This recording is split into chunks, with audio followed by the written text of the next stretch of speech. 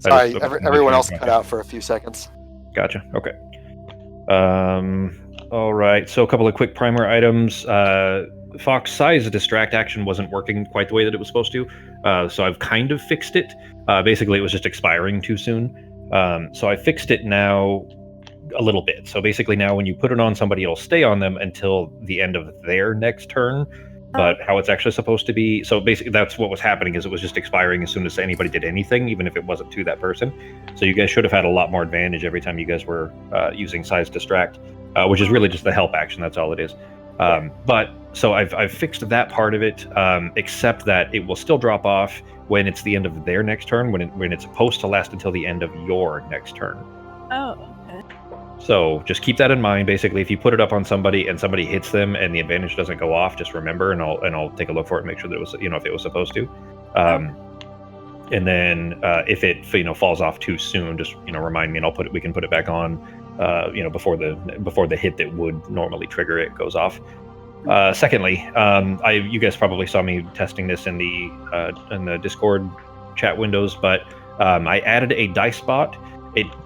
There's a couple of features that I want it to have that it doesn't, so I might either tinker with those and try to build them myself, or see if there's a Discord or a bot that does do these. But basically, if you guys anywhere in the chat channels, and you guys can do this in your in your character channels too, but anywhere in here, if you type, you guys can test it if you want, but type exclamation point and then something like 2d6 or 1d20, anything like that, and it'll automatically roll it and give you a result. Okay, is this thing gonna hate me too? I think that's an ingrained luck thing, Fox. I don't think that the medium is going to change it. I'm confused. What do I do? Okay, so Fox just did it. If you go to the D&D channel, and I'm just doing it in fucking Fantasy in Fantasy Grounds? Yeah.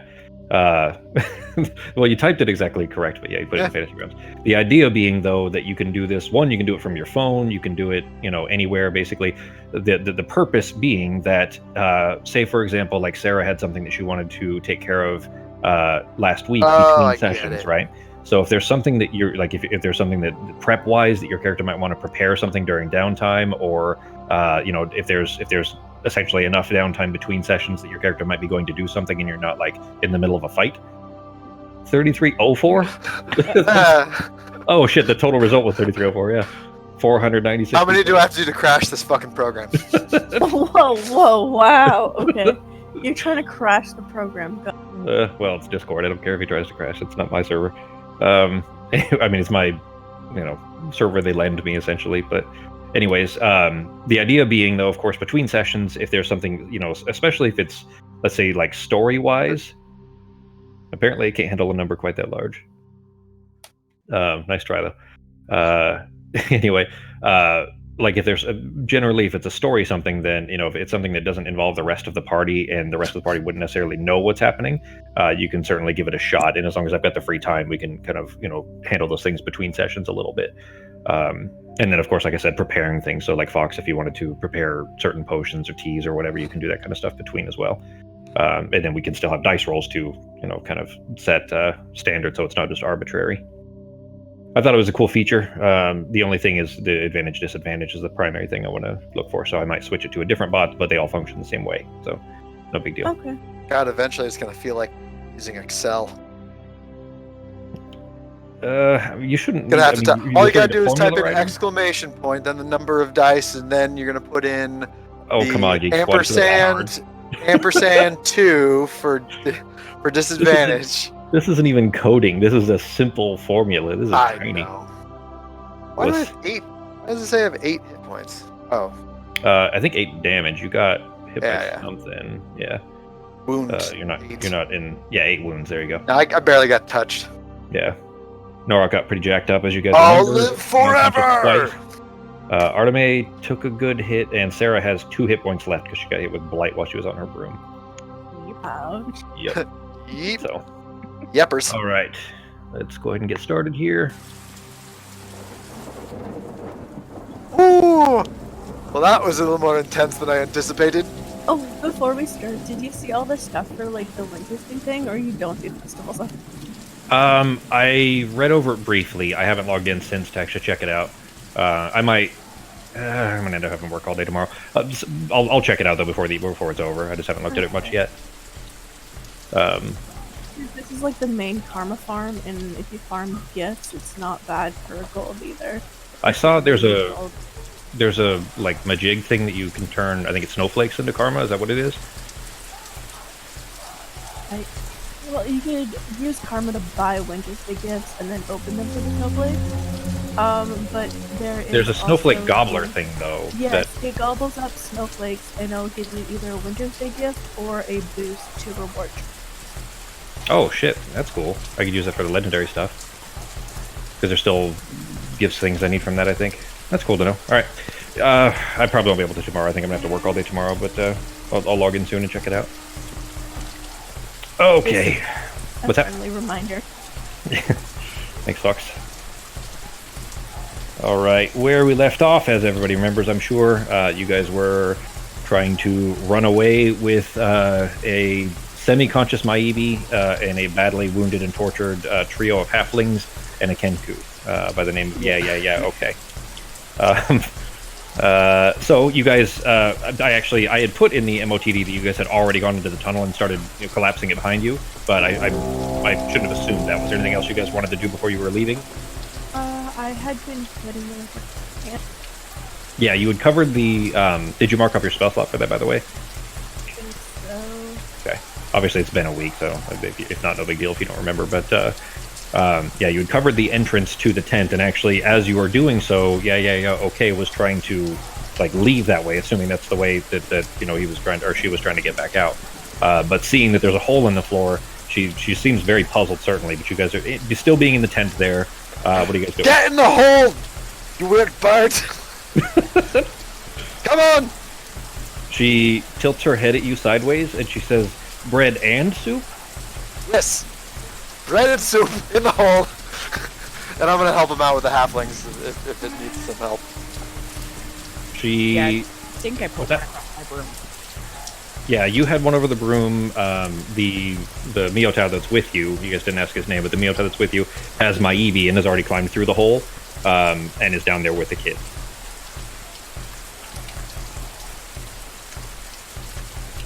I'm heading down the hole then. Yep, I already okay. have a halfling. Alright, so you, with the broom and one of them, you have the female. In fact, it's... no, actually, you have the one that was asleep. There was one that was magically sleeped. My bad. Which is a male. What are Norok and Artemi doing?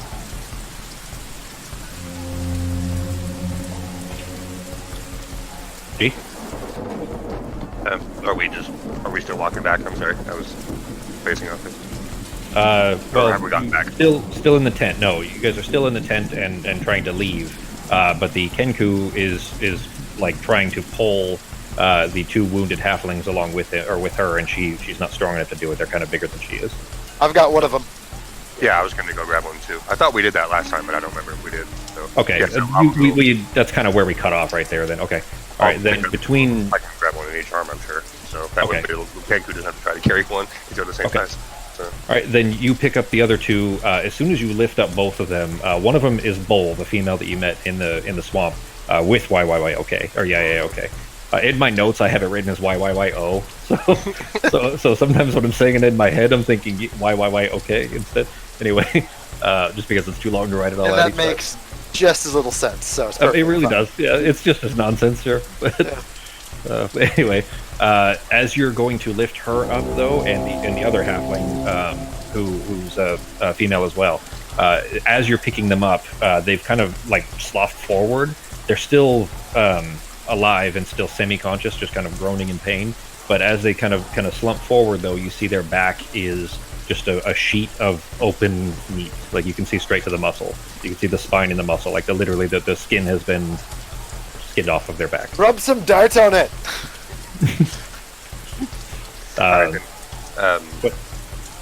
I guess I'll either grab them by the lean their stomach over my arm and carry them if I have to, or just help them walk if they can walk. Whatever, so I don't touch their back as much as possible.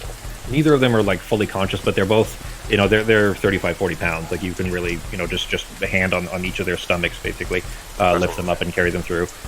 Getting through the hole, it's not quite big enough to get through it comfortably, so there's almost certainly some jostling that would be extremely painful. but you manage to get through the hole back into the tunnel. Arteme, what's Arteme doing? Just following behind. Okay. Dylan. Okay. You guys all make your way down into the tunnel. Then, as soon as you're down in there, you can hear that the rain above has picked up dramatically, and more than that, actually, you see this kind of river of flooding rainwater that is just pouring down the tunnel toward you. It's not enough to knock anybody down or anything like that. It's just it's basically the rain has clearly picked up pretty dramatically above, so much so that there's a good couple of maybe 3 inches of river basically flowing down this tunnel through the center of it. But you guys make your way to the opposite end, back inside of Dunskathak, with the children kind of slowly collapsing the mud back behind you. Both of them at the same time, just kind of caving in one wall and then the other, until it's kind of just a solid tunnel. In fact, actually, throughout that process, all of you, because it would have to be so obvious, you guys can all kind of get the impression that the land above is sinking as that's happening. You can't see it necessarily, but there's just no way that you could pull mud in from 2 sides and not displace the land above it. So you're probably, the army above you is kind of being jostled around, certainly, as you're moving through it. But you do make your way back inside Dunskathak and up the kind of muddy slope until you're back inside the keep, or inside the walls anyway. The rain obviously has gotten quite a bit harder. It's pouring down harder than it has in months, probably at least since the previous year. It's just so hard now that standing out in it, you certainly get a headache if you're standing out in the rain for too long. But you are back inside the keep. The Miotau immediately starts to walk away with Nebish and Nadir. He's got one under each arm. His arms are still covered in those greenish black sores that were left behind from the blight. But he's got Maibi over one shoulder, and he kind of stops and looks at you. He just grunts. Where do you want her to go? What do you want me to do with her? Is that a medic here? Just with the other people that are hurt down in that main hall we came in? Yeah, he just snorts like an assent, like a yes to you. Yeah. Well, if that's the closest thing we got to a medic, anyone else think otherwise? I think we should take them all down there. Let's take them all down there. Okay, then. Okay, so if you're all going there, then. I'll keep carrying the little ones down there. I'm gonna go actually see if I can fill Pepperjack in. So he's trying to leave with the kids to take them back to the Miotau camp. Oh yeah, the kids could go as long as they're No. not hurt or anything. They're Nope. fine. They can leave. Yeah, they're fine, but he's got Maibi, and he's trying to get somebody to take Maibi. Oh, He's I'll not grab going where her. you guys are. And Okay. I'm gonna bring her down. I'm also gonna use my inspiration for recovery, Okay. and I'm gonna re-get a level 3 slot, and then use healing spirit to try and heal everybody up. Okay. Hang on. I'm trying to change the color to, because I forget which one I used last week that was easier to see. What's that, Becky? On the way down, do we hit the infirmary area first, or would we pass by where Ozzy was first?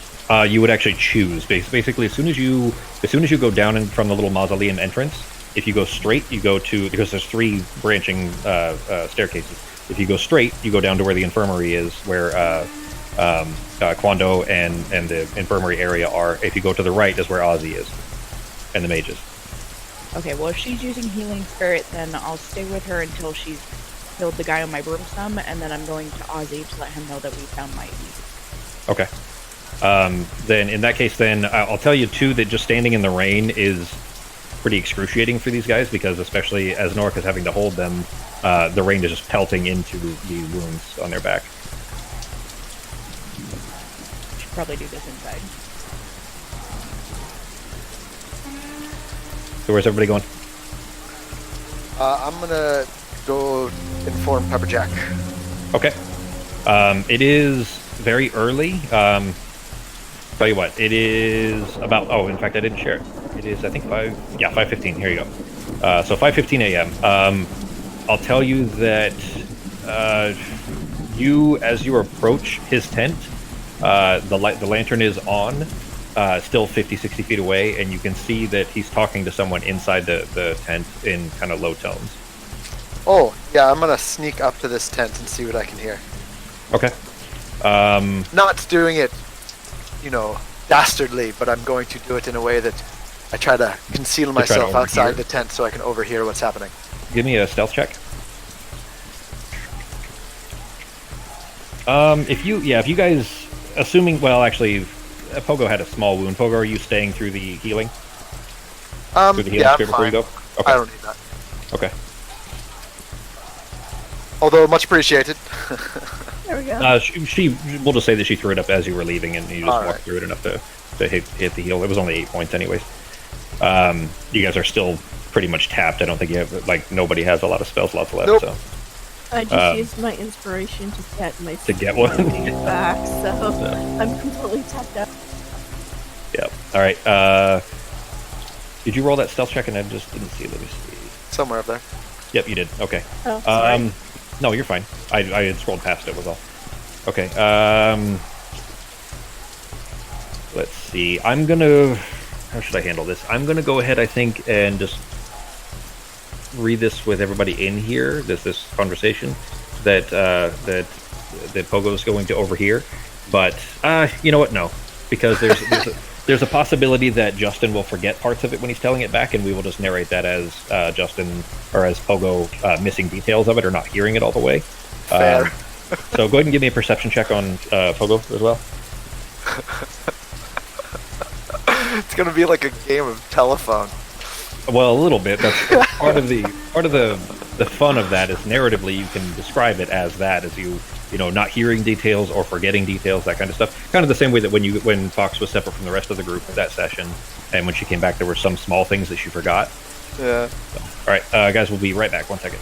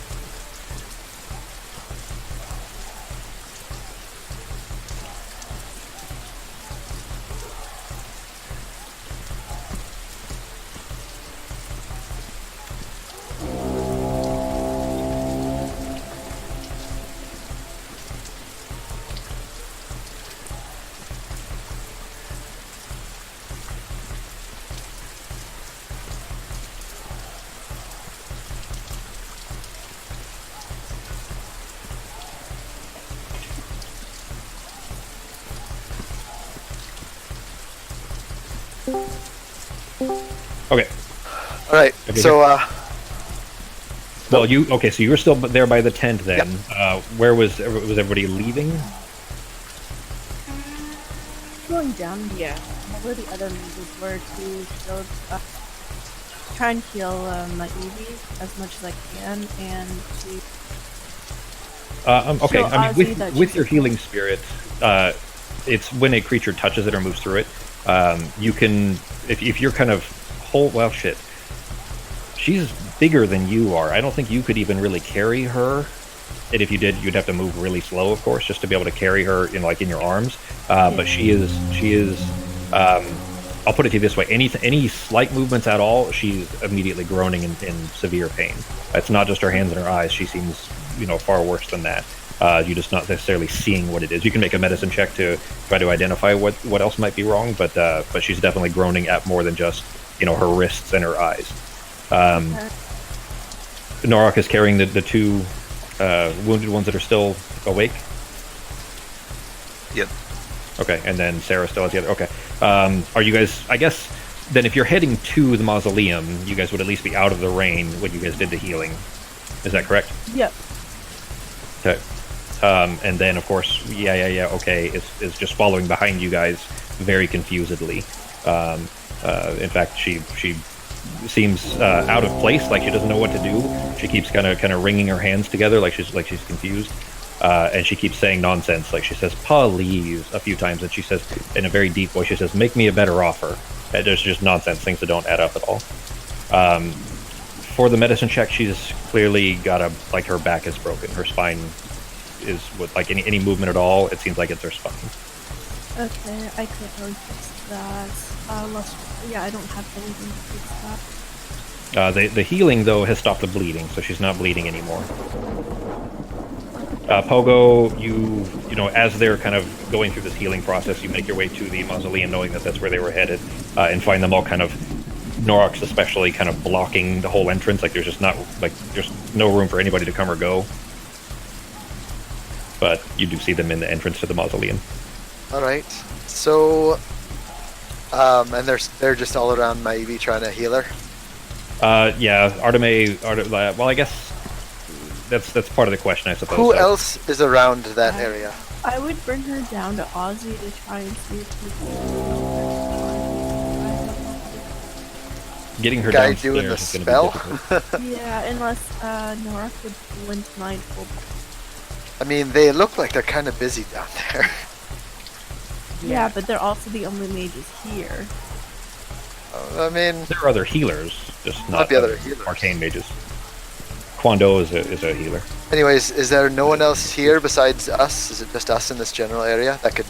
Yeah, you guys are basically standing inside the like an antechamber that has, as soon as you walk in the door, it's just a small kind of a 20 foot by 20 foot or so room that as soon as you walk in has three staircases that descend very sharply, one to the left, one forward, and one to the right.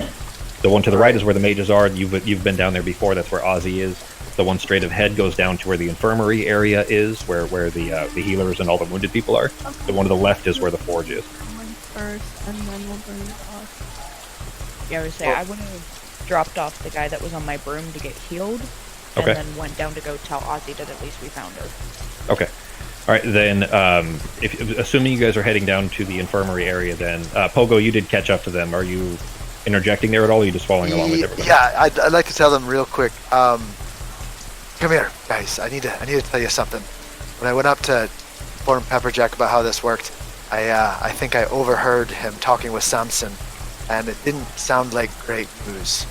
So I think Samson got a message from the Emperor saying that he's ordered a full retreat, and Pepperjack is pretty concerned because apparently that'll mean that everyone here is going to get slaughtered. And I don't really want to get slaughtered. It's not really my thing, getting slaughtered.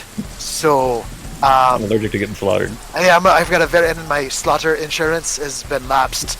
So Pepperjack sounds like he wants to buy more time.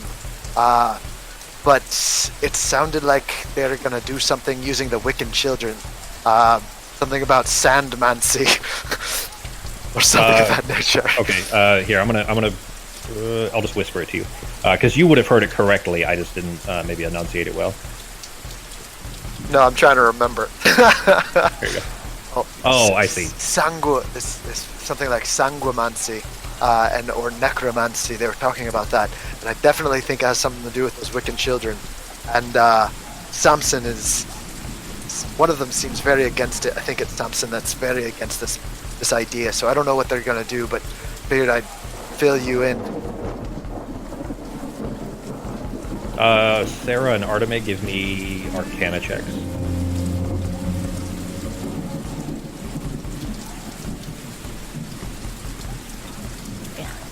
Starting the game off good. Yeah, none of that rings any bells for you guys. Obviously, you guys know what necromancy is. You don't know what sanguimancy is. And the rest of it doesn't. Wouldn't Sangua have something to do with blood? Yes, Justin can know that. The rest Well, of the party- that's just Pogo Yeah. doesn't know that. That's just You know what? Actually, I didn't try it. Yeah, Pogo, go ahead and make one for Pogo as well, an Arcana check to see if you would understand what that is. I mean, he's an arcane caster, so he would potentially have familiarity with it. Wait, but just from the sound of it, single energy would have to do with blood, but twins deal with Well- sand magic.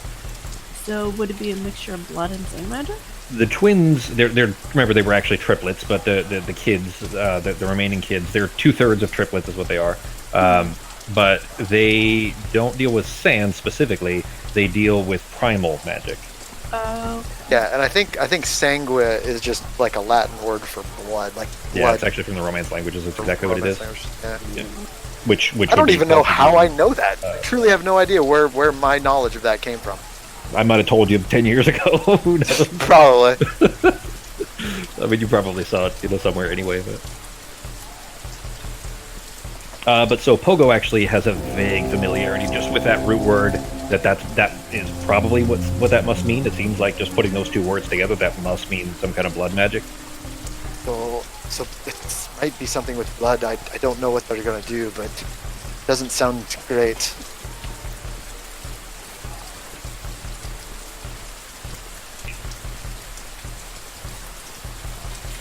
Okay.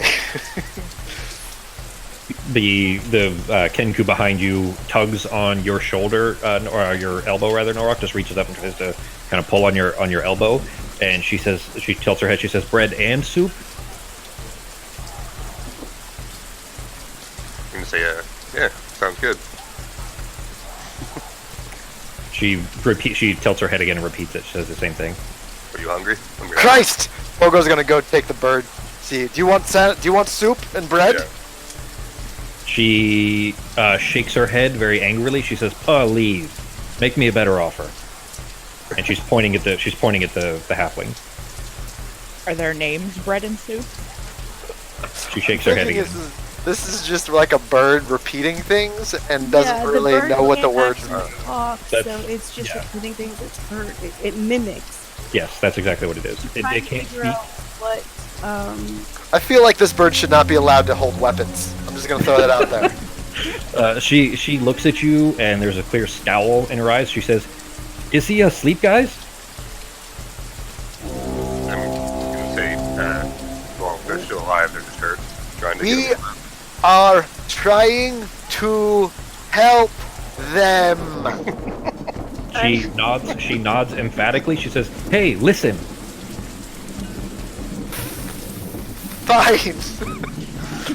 And Pogo's gonna get frustrated, and he's gonna be like, all right, that's just what I wanted to tell you. I don't know what it really means, but I'm personally gonna try to keep them from leaving everyone here, because I'm part of everyone here. So I'm gonna go do that. And Pogo's gonna go back to see if he can talk to Pepperjack and find anything else out. Okay. What is everybody else doing? I'm gonna go see Ozzy. Okay. Oh, well, okay. So you guys haven't dropped these guys off yet. So are you going to take them down to the medics? Oh, I thought we. Stay with Yeah. my EB at the medics. Okay. So all right. So you're going down with my EB and the halflings. Then. Okay. All right. Then if you're going down there, so Sarah's going to Ozzy. Ozzy staying, or Arteme rather, staying with my EB and the halflings, and yeah, okay, stays with you, and is, it's clear that she's very nervous, and she's got one of her bird claw hands wrapped around your arm while you're there, just holding on, the way that a kid might if it was Gross. scared. Okay, I would just leave her because I'm not really sure how to communicate with her, other than to tell her hopefully everything will be okay. And I'm not gonna talk to her like she's a little child, but I'm not gonna. Yeah. You say, hopefully everything will be okay. Yeah. All right. She nods excitedly. She says, yeah, okay. Yeah, she's And worried about the halfling that was with her. I can't that's remember the very, yeah, I would say just this would be below the passive threshold for you. That just a simple nature check you'd understand, below your passive nature check. You would understand that that's clearly what it is. She's not able to communicate in words, but rather in mimicked phrases that she heard other people say. In fact, actually, when she said, "Is he asleep, guys?" it sounded very much like something Pogo said once, that she must have overheard and is now mimicked back. But Don't it's put this clear on that me. It's clear that she's just repeating things that she's heard before, and the best she can do is kind of use the closest thing that it sounds vaguely similar, like maybe this means, a vague yes or a vague no, but you guys would have to kind of essentially translate that to be able to understand what she's saying. But she is very, very attentive when you bring them down to the medics area. Norok, as soon as you walk in, the only person standing is Kwando, the handless red candle priest, covered in tattoos and everything. And he is going from, they're not even, I would say cots, but they're not even cots. They're basically like bedrolls on the floor that are made of like rough leathers and everything. And he's just going between them one by one, like he's trying to, heal whatever he can as far as minor aches and pains. He doesn't bring my healing spirit down with me to heal them and ask him if it would still be up, and ask him if he knows anything who makes harder, like worse injury. His eyes go wide at seeing the Caloran, and immediately kind of ushers you forward. You see two crowblinders who are leaned against the wall, who are both holding, like they're sitting against the wall basically, and both of them have their hands over their stomach, and you can see between their splayed fingers intestines. You can see viscera between, like they clearly had a gut wound of some kind. And he immediately just is kind of ushering you towards them. He says they were hurt in the last assault, and I don't. It's beyond me at the moment. I don't have the ability left to be able to take care of them. So if you can, by all means, they're going to die otherwise. Okay, would my healing spirit help them? Yeah, well, it'll stop the bleeding and stitch the wound. Okay, so I'm gonna get my healing spirit to do that, and then just point to my baby and say she needs more help than I could give her. There's something wrong with her. Are you gonna hand over the bag of hand parts? Yes. Okay. This is the worst puzzle I have ever seen. Jigsaw pieces. You guys didn't have a chance to really look at those thoroughly, but your Caloran kind of leans over and is holding her hands out in front of the both of them, the wounded crowblinders, and is stitching their wounds back together. They're still just like roaring in pain because this is a painful process trying to stitch the wounds, trying to force the healing. But Kwando looks at you, trying to carry, haphazardly carry Maibi as best you can after getting her down the stairs and everything, and she's just groaning. He looks at her and sees her, her face is just covered in blood, obviously her eyes missing, and her wrists that look just like his. Like his are now healed, of course, but both of them are now missing their hands. He says, "You brought her hands with you?" Yes. I mean, and he looks down at his wrists. I can't really open the bag. I mean, I'll try to help as best I can, but I'm gonna need I'm gonna need an assistance. Put her down and open the bag. Or actually, I'll ask Side to open the bag. She could open it with her mouth. I mean, you could drop it on the ground and let her do it. She might eat a piece. She might what? She might eat a piece. Wow. You carefully drop the sack and try to as carefully as you can set Maibi down on the floor. There's not much open space. She ends up having to kind of rest her head against the foot of another soldier that is beside her, that is not moving, has not moved this entire time. You might be dead, but you kind of use this foot as a pillow almost to lay her head against it. And she, as soon as she's laid down, you can tell that she's trying to curl herself up, but her legs aren't moving. She's only able to move from the waist up, it seems. But the sack on the floor, Sai kind of pulls the string, tries to pull it with her mouth off to one side. She's just dragging the sack along with her, leaving a bloody kind of trail as she's pulling the sack along on accident. She's struggling to get it open. Go ahead and give me just roll a flat d20. Her dex is a +2. I'm just gonna help her move it by grabbing it and putting my hand. Well, your hands are free now, so you could theoretically open it for her. Okay, but yeah, I'll open it then. And then just pet her head, saying thanks. She just gives you kind of a very somber yep. But you open the sack, and this wouldn't even be a medicine check. You can immediately see him as soon as you open it and look in. Near where the severed parts are, basically along where the wrist is on the hand, and then along where the fingers were cut at each point. There are small black spots that are kind of spreading out from where those cuts were. It's clear that necrosis is seeping in through, wherever the trauma sites were, and it doesn't look necessarily very good. They're a little bit desiccated, like obviously a lot of blood has drained out of them, of course. And then those blackish spots kind of forming all over. In fact, actually, go ahead and give me another medicine check now that you've got her still, and you can get a better look at her not out in the rain. For my Evie. Okay. You can see just her around her eyes, and around and at her wrists. There is this kind of spidering discoloration. Looks like it's traveling along veins, essentially. That is a black color. The same way that if you see like a severe infection, you might see. Do you understand what I'm talking about? How you might see like a reddish spidering along the veins where the inflammation is. Okay, so that's basically if you guys have ever seen like anything from The Witcher. In fact, actually, Fox, you played it. So when Geralt has taken too much and his toxicity is really high, the kind of spidering that you see in the face and so on, kind of like that. Yeah. It's moving up the arms and then covering a good amount of her face from her eyes. Quando kneels down beside you, looking in the sack, kind of using his wrist to open it as best he can. He says, "These look in pretty bad shape. I'll try. I'll do everything I can. I don't know that this is going to be, that I'm going to be able to save her hands." I'll just stay and try and help as much as possible. Okay. You helping him, you're going to be kind of an assistant for a little bit, and helping her and others nearby between helping her with okay, just sitting right next to you, like right at your feet the entire time, and kind of grabbing your arm whenever she's able. Norok, you've dropped off the halflings with another healer down there. She was not standing, but she was kind of leaned against a wall and passed out. But you'd seen her before, so you kind of gently woke her, and laid the two halflings down face down so that their back is not touching the stone. And she kind of starts as best she can, trying to mitigate as much harm as has come to them. The male that was across your room, Sarah, was the one that was passed out magically, and you drop him off as well, basically leaving the halflings along with Arteme and Maibi all in the healer's care. So Arteme is going to stay there with them. What are Norok and Sarah doing? I'm going straight to Ozzy. I would ask Sai to go with Sarah to see Ozzy. Okay. If you're going to try to scout with her, you wouldn't be helpful to Quando. Oh no, I'm not going to scout with her, but she can share what she saw in the dream later. Sure. Okay. Okay, what is Norok doing?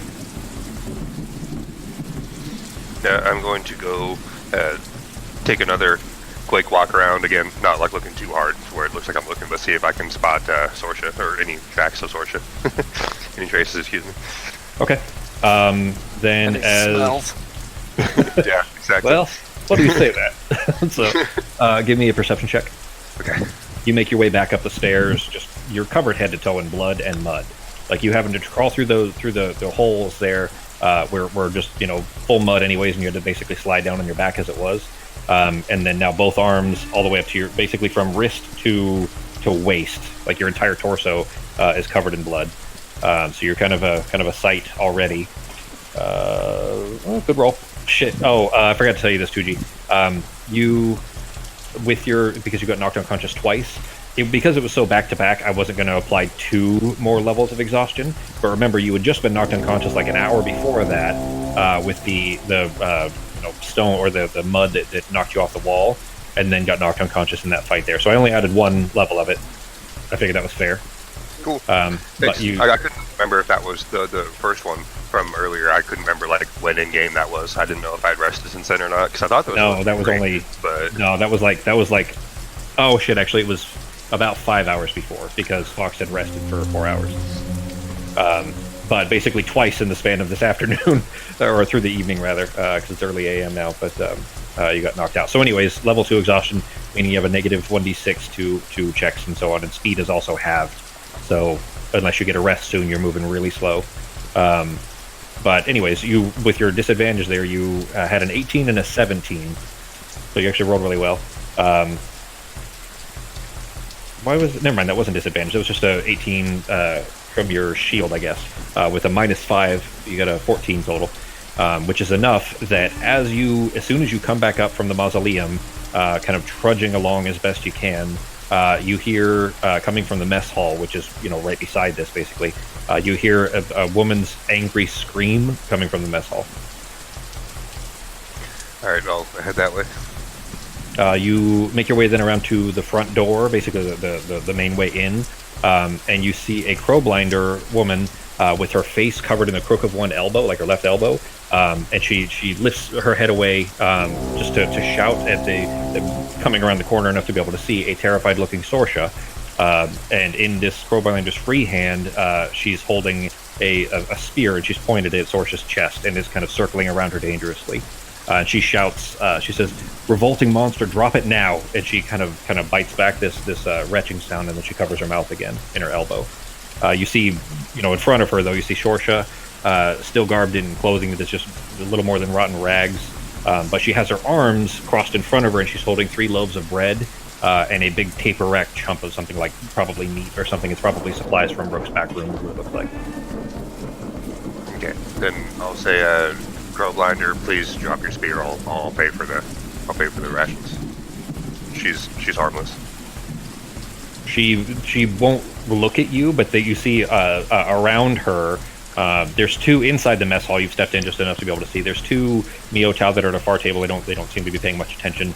But there's a few refugees that are hurriedly near the doorway trying to get out that you're now blocking, and then there's 5 more crowblinders that are right behind this woman that are attempting to encircle Sorsha. But she's not looking at you. She's still keeping her gaze, professionally at Sorsha. And she kind of murmurs through her elbows best she can. She says she's with the enemy. What are you talking about? Yeah, she wasn't forced to be, and she doesn't exactly have much manners left, but she wasn't trying to hurt anybody, I can assure you of that. Give me a persuasion check with disadvantage.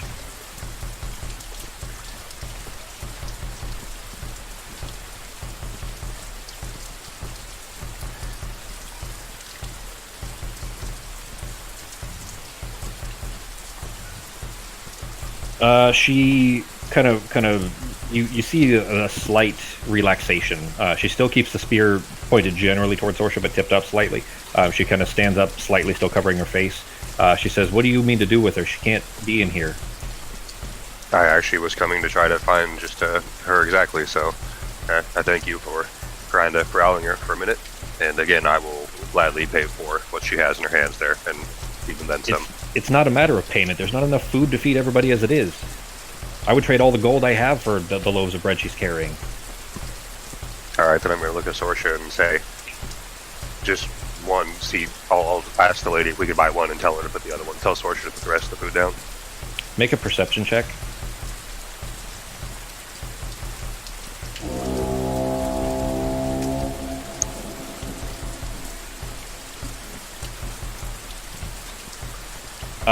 You can see, not really well, but you can see that the open sores that she has on the insides of her elbows, like the bread is not going to be edible anymore. Okay. Maybe the meat because it's wrapped in paper, but the bread is going to be pretty disgusting. Yeah, Basically probably like disease-ridden. Yeah, alright. Then I'll tell her to put the meat down at least. Sorsha kind of scurries over towards you, like sidling towards you, and she just taking her arm, she just kind of holds both of the loaves of bread, the 3 of them, and just opens her arms and drops the meat into the mud. I mean, it's dirt, it's dry inside, but into the dirt basically. And she kind of moves behind you, just stands behind you. The crowblinder looks at you. She says, "She still has to pay for that if you're going to keep that." And I'll tell her whatever she wants. I'll be even extra for it, and thank you for not hurting Sorsha. She shakes her head angrily. She says, "If you're going to keep that pet, then make sure that she stays far away from the mess hall here." Will do. Thank you for finding her. And then I'll hand the woman a couple gold, whatever it is that would pay for that. And then it wouldn't even be a gold, probably a couple silver. That's fine. For a chunk that big, maybe like 10 silver. But go ahead and mark it out of your inventory. That's fine. Yeah. Okay. Then we'll come back to you in a minute. G. So Sarah and Sai going down to see Ozzy. Yeah. Okay. You make your way down the stairs. You see as soon as you're going down the stairs, you can see the kind of the light reflecting on the walls of this arcane ritual that you're performing. And you get down. Of course, you still see these spidering beams going between the old rocks floating in the center amongst them. You notice, by the way, they're not in the same place they were before. They were basically far away from the staircase, where you guys had room to go to the other corner and sit down and kind of relax for a bit while Arteme was previously preparing the good berries and everything. They've moved towards the door. They're almost in front of the doorway. So as soon as you make your way down, you actually have to go around the back of a mage that you don't know. Ozzy has his back basically to the doorway, but you kind of have to go around one, and only because you're as small as you are you able to fit around him to get to the other side so you can see Ozzy's face. Okay. I'm just gonna tell him we found her, but it doesn't look good, and we have another problem.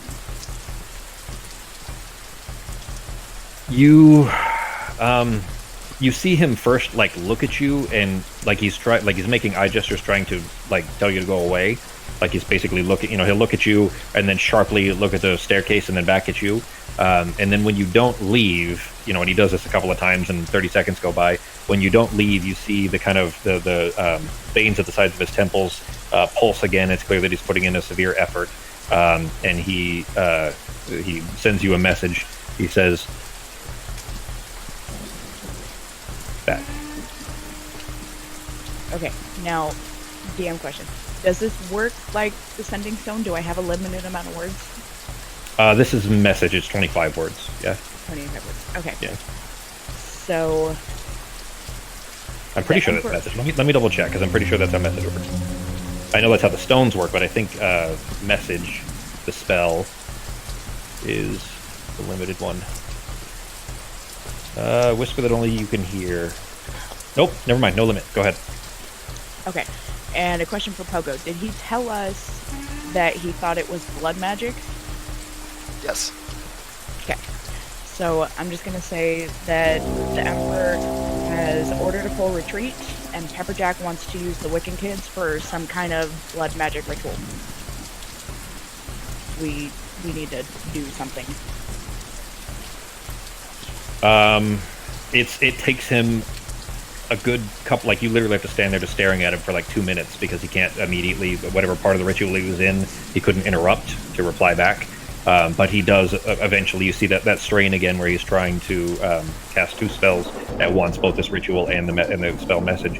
And he replies back to you. He says,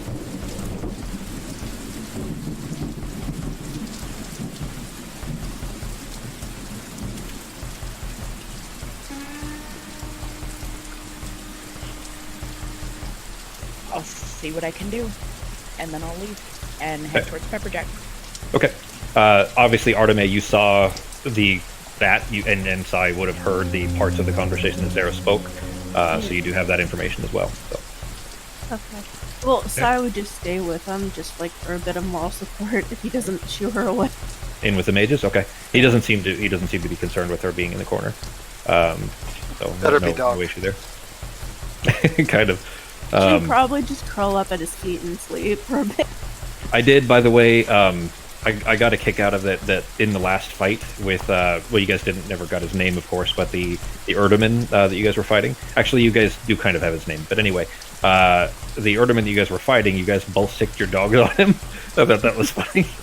After the fact, you both had Sai harassing him, and then Shan ended up kind of chewing on the simulacrum and knocking him down and everything. Anyway. Okay, so then Sai staying in there. Where's Sarah going? I'm going to Pepperjack's tent. Okay. You get there and find Pogo already there, so you'll be able to step in about the middle of this conversation, let's say. Pogo, as soon as you approach, you can see that Pepperjack is in there, and I would say this is below the passive threshold that he looks pissed. You've never seen him angry, but even from 50 feet away before you even get to the tent flap, it's clear that he's very angry. Okay. Well, I'm going to go in and I'm going to say, doesn't look like things are working out the way you want to. What's got you down, big guy? He looks up at you. He kind of shakes his head and looks back down to the map. He says, the way I want is for as many of the people here to make it out of here alive. And jokes aside, it doesn't seem like we have good odds of that anymore. Great. Anyways, well, our plan worked about as well as you'd expect, and I'd fill him in, let him know that we were able to save maybe. No one died except for we were able to take out a Seerdaman, or an Erdaman mage. Apparently he was the torturer. He kind of, his mouth opens slightly, like his jaw drops a little bit, and he looks up at you. He had been looking back down.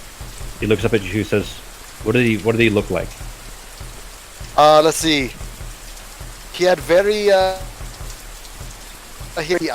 was made of some sort of shiny, sparkly jewel.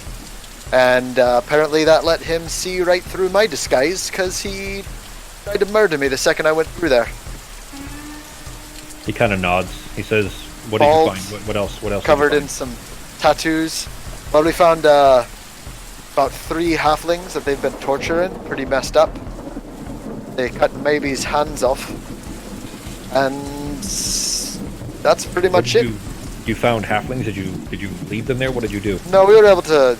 This crazy bird guy came through, and he was apparently trying to rescue them, and we all went back down the hole, and the children closed it back up.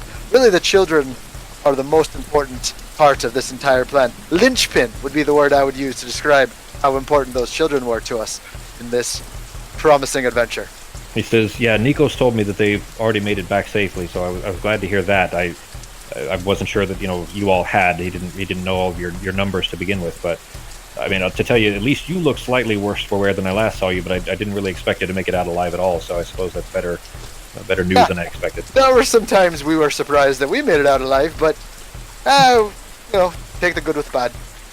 At this point, Sarah comes up behind you, coming in straight into the tent. Sarah, seeing Pogo in there talking to him? Yeah, I'm just gonna walk in and tell him whatever you're planning, don't do it. Because Ozzy says that they're almost done. He looks up at you, looks down at you, rather.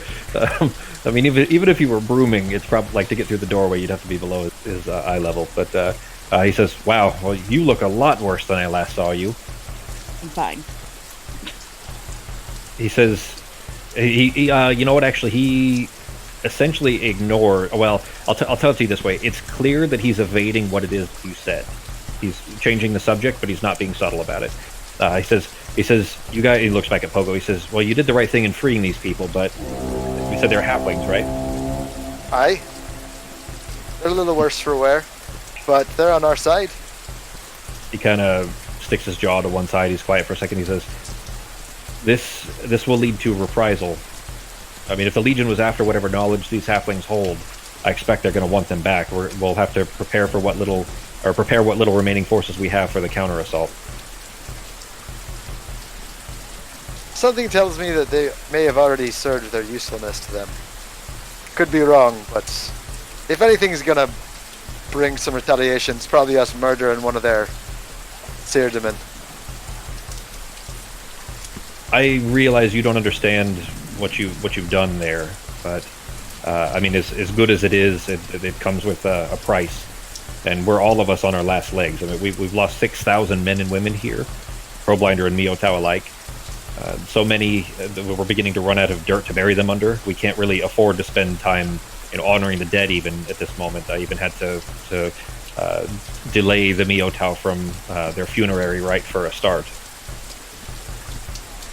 Everything comes with a price, but if we can hold out for a little bit longer, we can all get out of here. He kind of nods at you. Give me an insight check, just Sarah.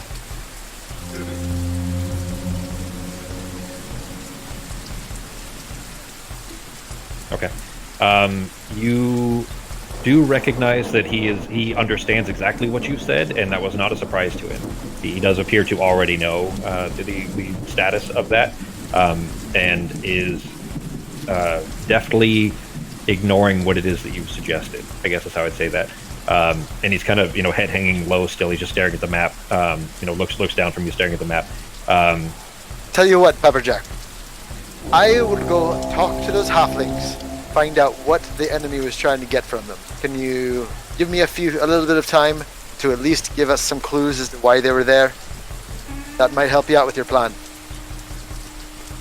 That could be exceptionally helpful, if you're able. All right.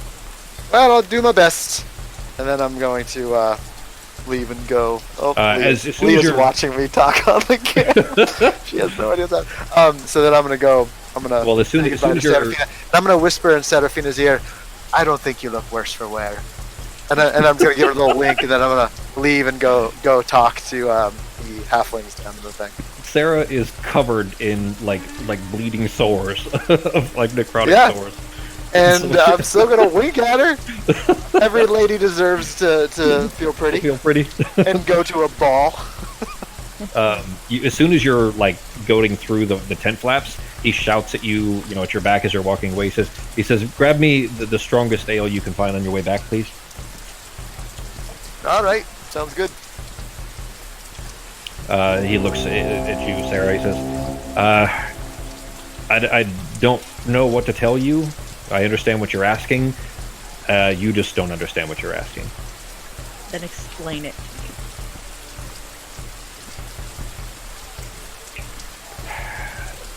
As I said, we're all, like I said, on our last legs, and we won't survive another attack. There just aren't enough of us left, and those that are here are wounded and battle-weary. Most of them haven't slept in days. The many that we have that can still hold a sword won't be able to stand on their feet for a few more minutes. Well, we have to do something because they're almost done, but I'm not sure what you're thinking of doing is going to be the best option. He looks at the tent flap, and seeing, he basically kind of peers left and right to see if there's anybody coming or if there's anybody nearby. He says, "I'm just gonna, for all of your guys' help, I'm just gonna be as open and honest with you as I can be. The Emperor has ordered a full retreat. My company and I are to break camp immediately and march for the border of Grimcane within the hour. And we've been instructed specifically to leave all non-Mistian military forces behind." And he says, and he kind of looks out again, and he kind of gestures behind you to the camp out there. He says, "As you can see," kind of dismissively gesturing, "I've not passed this order along just yet. And since I'm already committing high treason by disobeying an imperial edict, if only temporarily, let me just vent my frustration to you, since you're a citizen of the Empire, and say that our revered leader is a witless shitsack and a coward. But he is correct in his understanding that this is a doomed endeavor. We don't have the forces left to be able to hold out much longer. We're out of food. Our few remaining soldiers are wounded and dying as they are. Retreat or not, I fear that the Miotau will abandon us as they are, with their leader murdered here in our camp. Unless the mages finish their ritual, this will be our last stand."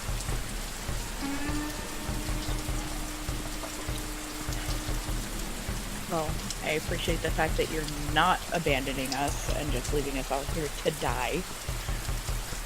But Yet. yeah. If Pogo was there and you said yet, I would give you an insight check, because it's clear that he still intends to follow orders. He's just trying to be as honorable about it as possible, is the impression that you're getting, Sarah. But there has to be something that we can do. There has to be a way out of this to give Ozzy and all of them enough time to finish. He kind of sets his jaw tight, and he's just quiet for a second, just kind of staring outside at the rain. And then 30 seconds passes, like a significantly awkward pause, and then he looks back down at you. And he says, "I've asked much of you and the rest of the natural ones already. I have very few soldiers and even fewer lieutenants remaining. You showed time and again that you have a knack for surviving. If, when the time comes, can we count on you to fight beside us?" Are you planning on abandoning a bunch of innocent people? Or are you planning on fighting to try and save a bunch of innocent people? To be honest, that kind of depends on how long it takes for the Crow Fort to appear. If they can get it here in time and we can get everybody inside, and my men and I can leave in relative safety, leave everyone rather in relative safety, then we'll fight through. If it's going to take them more than half a day's time, I don't think I can stay any longer. Not by my choice, mind you. My men and I, every last one of them would stay here and defend to their last breath. Okay, but will they survive retreating? You know, that's the issue. If Artemis was there, he would reply to that. Well, I'm not there, but it's just a thought. Like, Yeah. they've been ordered to retreat, but we've been at in a siege situation with pretty much surrounded. So how are they expected to even this? Is my question. Yep. That's totally a fair question. You can count on me to try to help as many people as I can, but I'm not going to speak for the rest of the group. Because they're their own people, they can make their own decisions. It's clear that he's pondering something for a minute. He says, "Can you do me a favor? Can you gather the rest of your group and come back as soon as you can?" I can. Are you guaranteeing me at least half a day? I can't say half a day. A couple hours time is the best I can say for now, until we know the status of the mages. If they're able to, if it seems reasonable that they'll be able to finish it within half a day, then I can make enough excuses that, to be honest, I'll probably still be demoted, but that's really not a concern. Alright, and I'll be back. And before I go down to the medical unit where Artemis is, I'm stopping him with Ozzy. And I'm just going to tell him, at the most, you have half a day. Similarly, he takes a second to reply.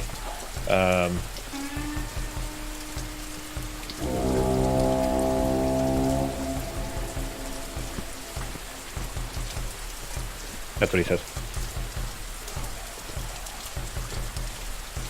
Okay, and then I'll go get Artemis. Okay. You find Artemis with Kwando trying to mitigate as best they can with herbs, primarily, the pain that Maibi is in, as well as the three halflings that have been pretty badly flayed.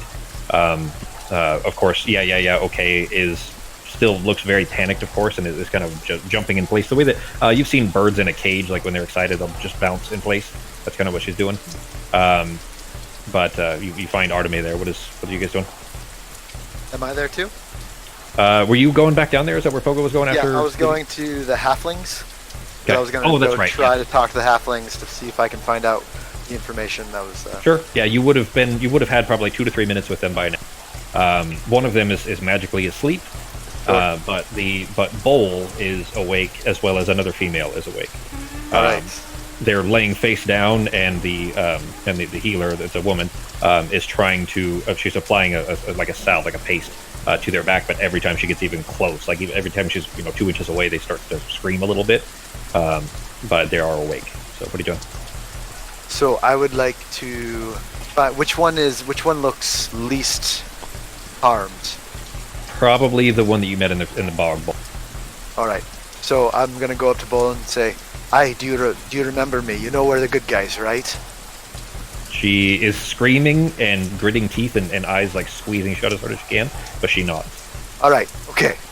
So we're gonna get you feeling better. We've got a medic working with you. Nothing to worry about. You want me to roll for deception on that? Well, I mean, there is a medic there that is trying to take care of her. So I would say, that we'll just leave it. That there is no roll needed. You were telling the truth, but she already knows that, so it's not. Okay. So this is very important. We need to know what the enemies were trying to get from you for the information.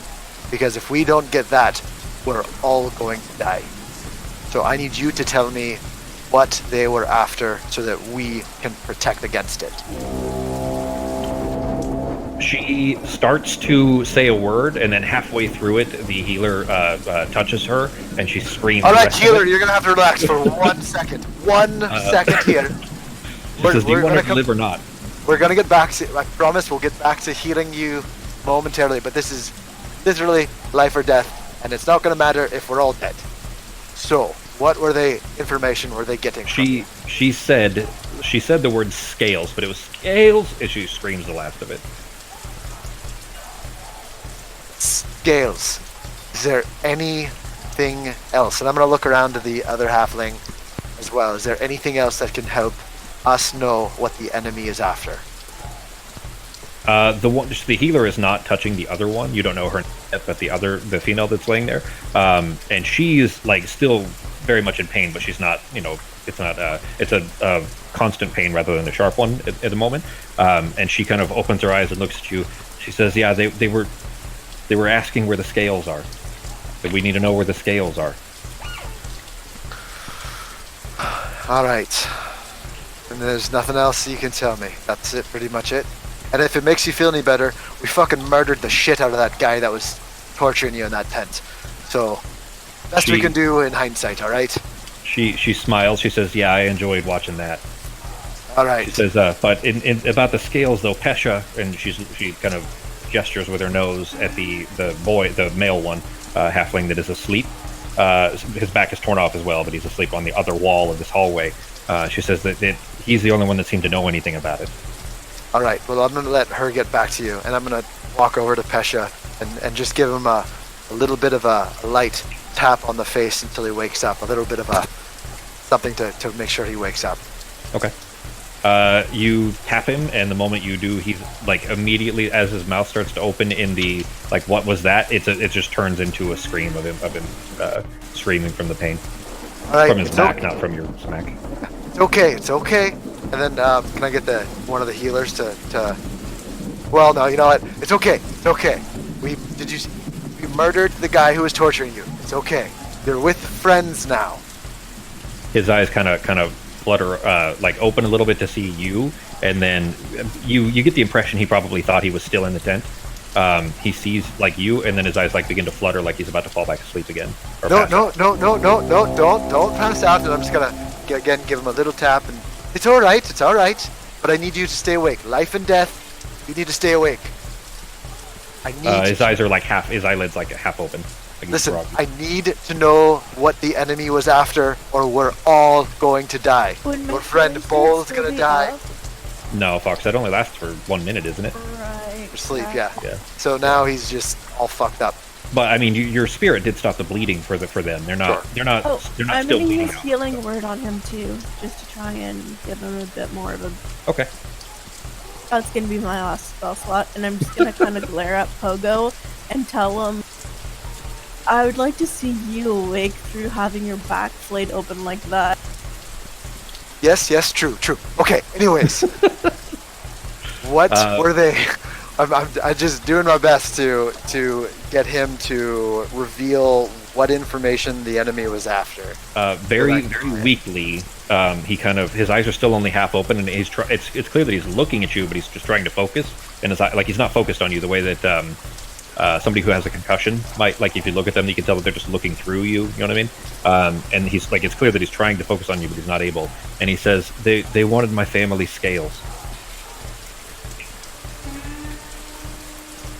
Could you be more specific as to what that means? The scales, it's an heirloom. We've passed it down for generations. Do you know where it is? It was above my fireplace the last I saw. And where is your fireplace?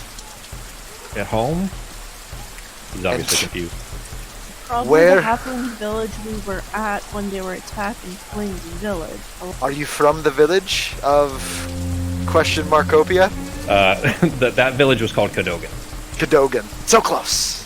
I mean, Pogo would remember that, you know. So you say the name, and he kind of nods slightly, and then he like sucks air in, because as soon as he nods, it kind of pulls his neck, which pulls the skin on his back. Last thing, did you tell all this information to the enemy, the bad guys, the Sirdaman? You see his eyes begin to well up a little bit, and he nods again. All right. Well, if it helps, we murdered that guy, so he won't be doing that to anyone else. There's a very slight smile. All right. That's, I think, all Pogo's going to be concerned about getting. Okay. And he's going to ask, does anyone else, you guys know what that means, the scales? Does that ring anybody's bell? The question I would like to know is, as like things, or if it's a scale, as in like a scale from a beak. Pesha is probably falling unconscious again. You could probably wake him up if you were going to ask him. But you guys did actually hear a little bit about this previously. Both of you give, and Sarah actually, because you're there too. Give me memory checks.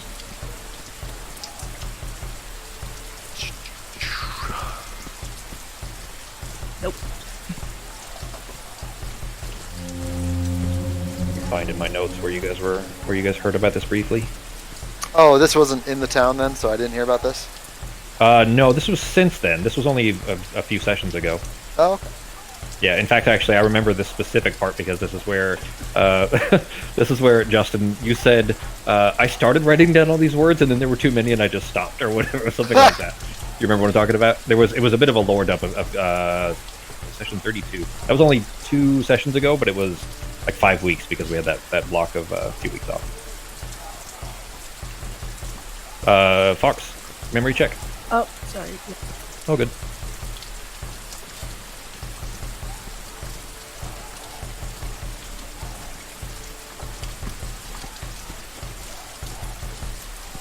In fact, actually, Pogo, you were the one who kind of would have heard the most of this, or would probably have the best chance, but there we go. I found it in my notes. Okay, Arteme, you remember hearing about this. You were in Pepperjack's tent. This is the only thing you guys can imagine this must have been. And this was only, at this point, it was about 6 hours ago. So, I mean, I would say that Arteme, you remember it just fine. Pogo, as soon as it's mentioned, you immediately remember what he's referring to. But Pepperjack told you, Pogo, when you had asked about what their motive might be. Do you remember that? No. You asked Pepperjack after you guys had gone in there.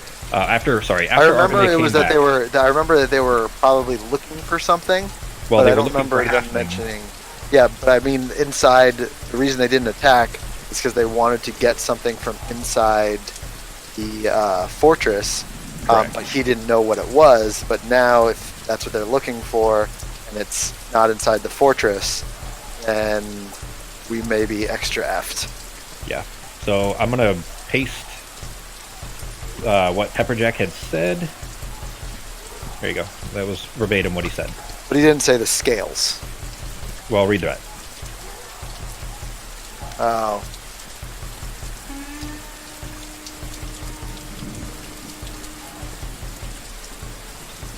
So putting 2 and 2 together, the 3 of you gather. By the way, we'll get back to you in just a second, so we'll see what Norok's doing. But the 3 of you gather that at least Quill, who's a knowledgeable person, anyways, had told him about that, and Pesha presumably must be a descendant of Morella, and they had passed down this relic of Sek, which Pogo would also know is a Vabian deity, a Vabian ascended that is he's called the Great Serpent of Autumn. He was a giant, gargantuan snake, like a low-level god, an evil low-level god. And basically, they previously had gathered some of the parts of him on accident, essentially. And that other part there is another relic of Sek.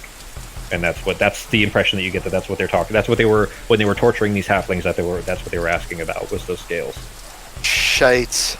I don't want to take bets on whether they're going to try to bring this fucking thing back to life. They already know that other people have been trying to do that, yeah. Yeah. So in fact, actually, Sarah and just need Arden, to get you guys enough can fill me in if pieces. you want, but you remember there was a historian woman in that underground temple that you guys had collapsed on her. In fact, actually, Justin, you saw part of that video.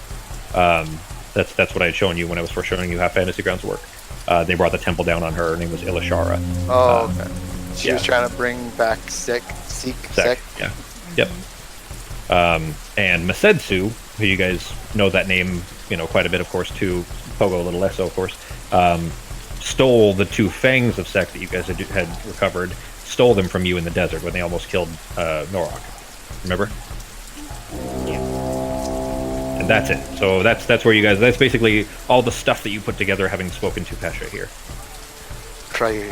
Well, so everyone, I'm not quite sure we should share this information. I don't know either, but we're supposed to all go see Pepperjack.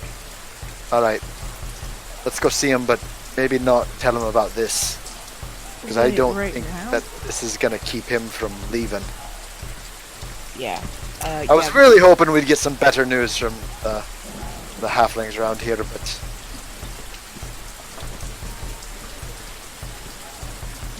we need to go find Nora. oh, that's right, he's not here, is he? You'd think I wouldn't miss that big bastard. All right. I should have skipped back to Norak a while ago. Gee, sorry. So, what is Norak doing? No problem. I'm just taking Sorsha back to the tent and telling her to stay put unless she wants me to try to sneak her out outside, you know, or what, you know, if she wants to stay inside. And I'll hand her, you know, if I still have some of the paper and something to write with. She nods at you. She says, "I don't know where I belong," or she writes that rather. "They'll kill me if I stay here." I would say, do you want me? Then I'll ask if she wants me to, or if she wants me to get her outside the walls. So She writes back, "They'll kill me if I'm out there too." then I'll tell her just to stay put then, and I need to go find my friends. So stay put, and I'll come back for you soon. And if you decide what you want to do, I'll know. There's clearly there's tears building in her eyes. She kind of just nods. Yeah.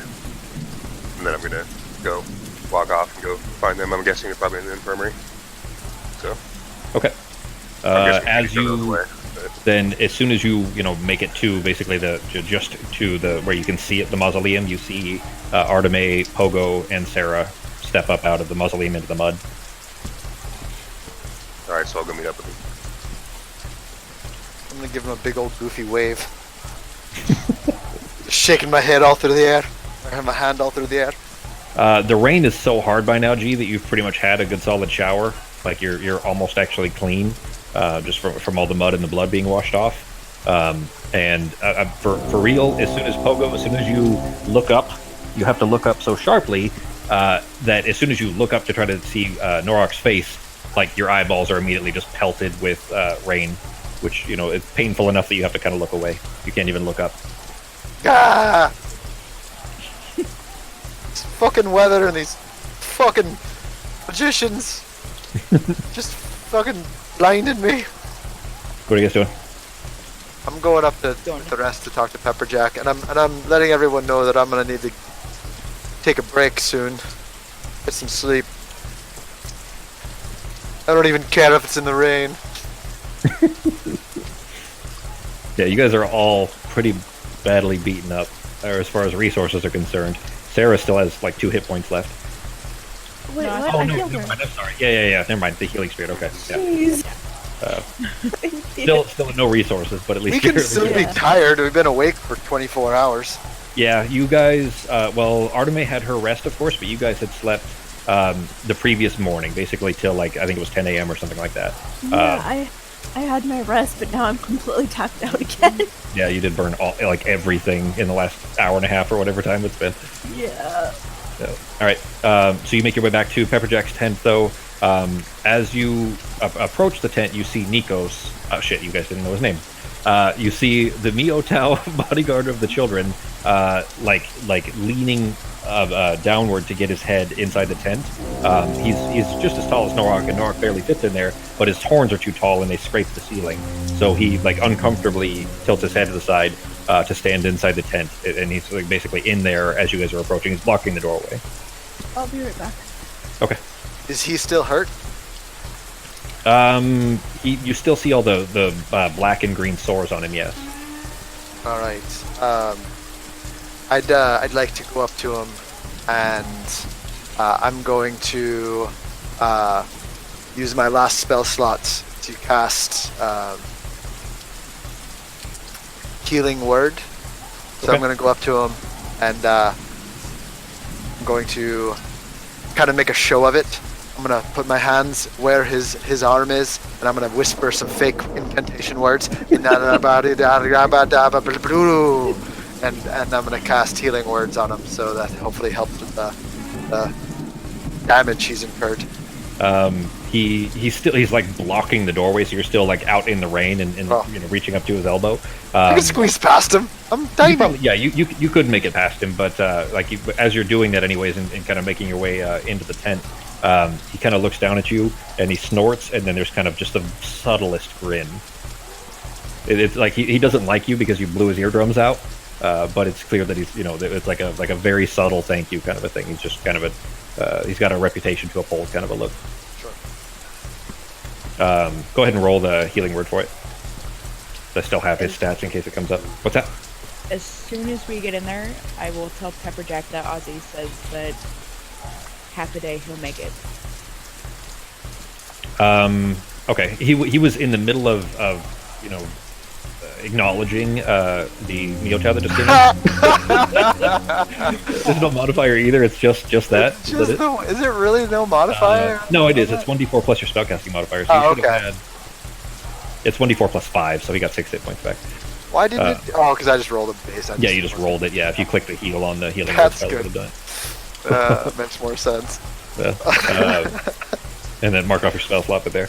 Yep. But Pepperjack says, Nikos, look, I know you're not going to like this, and then that's when you step in, and you say that that he only needs half. Sorry. Repeat back what you said specifically to him. Ozzy said with half a day he'll make it. Pepperjack stops and he's still facing the Miyotow, but he turns he just moves his eyes to gaze down at you, and he's quiet for a second. He says, okay then, I think we still have to prepare for the worst just in case, but I'm gonna be optimistic about this. You guys have managed to pull through. He looks down at Sarah. You guys have managed to pull through. I'm gonna actually leave really quickly, and I'm gonna go back to the bar and grab 2 beers, and then come back. He was going to ask where his ale was. I'm gonna sneak out before he has a time to recognize me in the tent, and I'm gonna go grab a couple beers. 1 for me, 1 for him. Right. Oh, 3! I'm gonna try to carry 3 and 1 for the Miyotow. Okay. It's like a Oktoberfest girl, carry eight steins all at once kind of thing. Yeah, just Got a special skill for a halfling, human-sized. pretty Stanford. much. There's my roll for it. All right. Sarah, though, he looks down at you. He says, but and Arteme and Norak, you guys are kind of still out in the rain because you can't quite make it in. But I mean, you can hear this anyways. It's just the Miotow's blocking the tentway and doesn't have a lot of room to maneuver. But the Miyotow actually tries to, seeing you guys are there, tries to kind of sidle to one side a little bit, but there's just not room for you guys to get past him. Arteme probably could squeeze past. Pogo definitely not. Is Arteme going to go inside the tent then to get out of the rain? Sure. Okay. But he's still looking down at Sarah. He says, you have had a knack for surviving the insurvivable, so I'm going to be as optimistic as I can be. And he looks at Arteme, up to Pogo, and he says, or up to Norak rather. He says, and I'll just assume, can you guys speak for your other little friend? Or should we wait for him? We're kind of low on time. We just Okay, How long we'll will- wait how for long him. will it take? I'd rather not. He kind of just shakes his head. He says, it's okay, we'll wait for him. I've got other business to attend to. Nikos, I know you're not going to like this, but I need you to bring them to me. And the Miyotow snorts. He says, very, very curt. He says, "What for? We have business. We have a start to attend to." And Pepperjack says, "They won't be hurt. I promise. I mean, you have my word. They will not be harmed. We're going to need their help if we're going to survive long enough to get the Crow Fort summoned. We have a few hours at best, and I expect that the Legion will attack any day or any time now. We may have half a day. It might be 8 hours. It might be 10. I don't know. But they're going to attack." And the Miyotow snorts.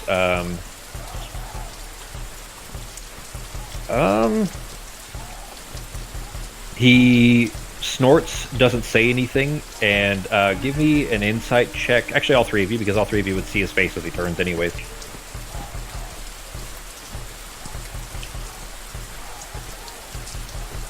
insight?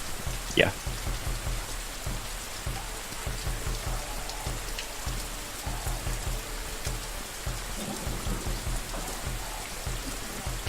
Okay. You believe him. I'd say all three of you manage. You know that you believe that he's telling the truth. There hasn't been a time where you felt like he was openly deceptive to you before. Is how I'd say that.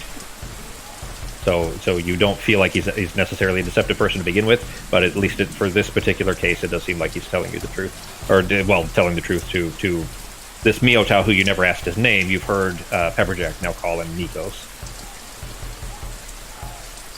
But the Miotao kind of carefully lowers his head and turns it sideways to get his horns through the tent flap, and then steps outside. He's very large for even for a Miotao, and stomps off towards the rear towards the north side of the camp where the Miotao camp is. And by that point, Pogo, you come walking your way back up with mugs that are probably at this point at least 40% rainwater. I don't think anyone cares. But you make your way into the tent. Concerns at this point. Probably. Well, I'll even bring it up. I'll even bring it up and be like, "Here's your beer / rainwater, fairly beer in there, decent amount." And I'll put all three down, and I'll be like, "What happened with the other big fella?" He went to go follow some orders. Very unsatisfied about it. All right. So. But he grabs the stein though, and he kind of holds it up and cheers you. He's basically leaning down the far side of the table to clink his glass against yours, and then takes a big swig of it. I'm not one to ask, what are you trying to get the twins to? Hi, is there anything I can help out with the twins? I don't think so, to be honest. I doubt anybody. Hell, for that matter, probably anybody in the Borderlands has the capabilities they do. We're just lucky enough that they're on our side, I guess. But what I'm hoping that they can do is buy us a little extra time. With as weak and injured as our soldiers are, the best we can hope is some extra invigoration. It's ancient magics. It's the kind of thing that comes up in the tribal folk, like yours, for example, when he kind of gestures at Norok. But you don't seem the shaman type to me. Okay, I'm gonna ask if a stimulant tea would help to save some of the twins' energy. I mean, it couldn't hurt, but didn't you give them some already? To the twins, yeah, but I meant everybody else. Oh, the same stuff that you gave to them. I have a question. I have a question real quick. So, did you guys fill them in that we're only going to need a little bit more time, and then we should be right as rain, so to speak? Yeah, he's aware. All right. So, my question for you is, even if you wanted to retreat, how are you going to do it? Hang on. Pogo was not there. Okay, are you revealing your hand? Do you understand what I'm saying? No, he said that. Did you say that to Sarah, but not while Sarah? you were there. No. Oh. Sarah was the only one that Okay. was there. You were outside. You know about it, but if you say that, then it's going to be clear that you were listening in, basically. Does that make sense? Sarah could have told me, right? Could have, I suppose. Okay. But he did. Well, did Sarah tell Pogo? I guess. Well, everybody already knew, so I would have probably not mentioned it because everybody already knows that he's leaving. But as far as Pepperjack is concerned, I told them. Okay. All right. Then in that case, then Pogo, as soon as you say that, And by the way, I'm not going to say it loudly and obnoxiously. I'm going to ask him quietly, so hopefully other people don't overhear it, because I don't want to cause a disturbance. As soon as you mention that, he gives a side eye glance at Sarah, like that he was entrusting you with certain information and didn't necessarily want that spread around. Don't worry, that's just with us. And the reason I'm asking is we've already helped out enough to where I feel like we should be privy to this information should worst comes to worst. He kind of nods subtly. He says, "I was going to tell the rest of you anyway, so I suppose it's no harm, no foul." Anyone else that you've told, Sarah? No, but I figure the group that I'm with at least deserves to know, especially since you all wanted us here. And we brought that fucking rock in for you. The one that's clearly not even helping as much as we had anticipated. Actually, the summoning time was supposed to be a week. The spell is literally a week, and you brought it back 24 hours ago, and it's almost done. Sorry, you brought it back like 30-ish hours ago. You guys got here at 1 a.m. on Wednesday, and it is now 7 or 8 a.m. on Thursday. So it's been like 30-ish hours. Yeah. I mean, so it's definitely helping. I feel like it's a pretty important thing that they're trying to do. It just would have been nice if it did something faster or maybe better. It should be the microwave of the oven. It feels like it's almost a stopgap, really. So I'm just saying, we almost died multiple times just getting that thing here. So what's your plan? And I'd feel a lot more comfortable if we were in on this. Well, because we're not even sure how we'd escape if we wanted to. To be honest, I haven't begun to plan escape. That's just not a possibility. Our wounded would slow us so much that we wouldn't make it out anyway. The best I'm hoping for now is if the mages can finish the ritual in time, if we can keep them defended long enough through this impending attack. I don't know if you've looked over the walls, but they're clearly gearing up. They'll be attacking any time now, and we won't survive that. They'll overrun us in no time. And since you've managed to take out what was probably keeping them from just stomping right over Dunskathak, well, I don't know that they'll leave many of us alive. So the best I can hope for is that we can buy the mages enough time to finish summoning the Crow Fort, get as many people as we can inside, and then teleport everybody home. What happens to the Crow Fort once everybody's teleported? Oh, once it's... I suppose you guys haven't seen these before, huh? You haven't been privy to military engagements too often. Once it's summoned, it's a thing. It's there. It's just there. It's a defensible keep that will stay here until someone tears it down. Oh, okay. I normally avoid military shit. Says you and me both. What exactly do you want from us? Why did you want all of us here? Well, as I started to tell you before, and you said that you couldn't speak for your group, which is fair, mind you, and he kind of looks across everybody. He says, I don't have enough soldiers, and I more importantly than that, don't have enough lieutenants to direct the few soldiers I do have left. I was hoping if you guys will agree to this, I'm in. I'll be the lieutenant. I will tell your soldiers what to do. He takes he had already drunk probably half of his rainwater beer. And he takes it and he just kind of holds it up again and just cheering you again. He doesn't tap it to you, but he just holds it up and then just glug takes the rest of it down, and then sets it down on the table. And he says, I was actually a captain of a small fleet of soldiers many years ago. Give me a deception. On the high seas. Give me a deception check. Are you referring to the captain when you were pretending to be captain on the ship like a week ago? This was the same captainhood that I had. That's what I thought. He kind of just grins at you, like not like it's a good lie, but it's clear that he has a built-in disbelief for anything you say. Not necessarily in a bad way, just that he realizes that you're tending to exaggerate. Maybe he says, with the agreement of your group here, if the natural ones will take to this, I can't bring you into the Crowblinders by any means. You're not let's say our general recruits, our style of recruits rather, but I mean the Crowblinders here, my people here, have come to respect the few engagements they've seen you in. They've come to respect your guys' capability. If you'll be willing, and we can count on you to fight beside us when they come over these walls here, then I'll place 2 squads of Crowblinders with you, and if I can convince them to ride out this day with us as well, then maybe a handful of Miotau alongside, and I'll instruct them to follow your direction. Maybe that'll give them a better chance at survival. But this idea I have for the Wiccan kids that might buy us some extra invigoration, to keep everybody on their feet a little bit longer, and if we can just buy those mere hours that we may need for the mages to finish their job, then we'll be safe inside. If not, then we'll all be meeting St. Kita soon enough anyway. If Your you're question, sending, did you say Ketis? Yep. Uh-huh. He said, that's what he said. that tells me nothing.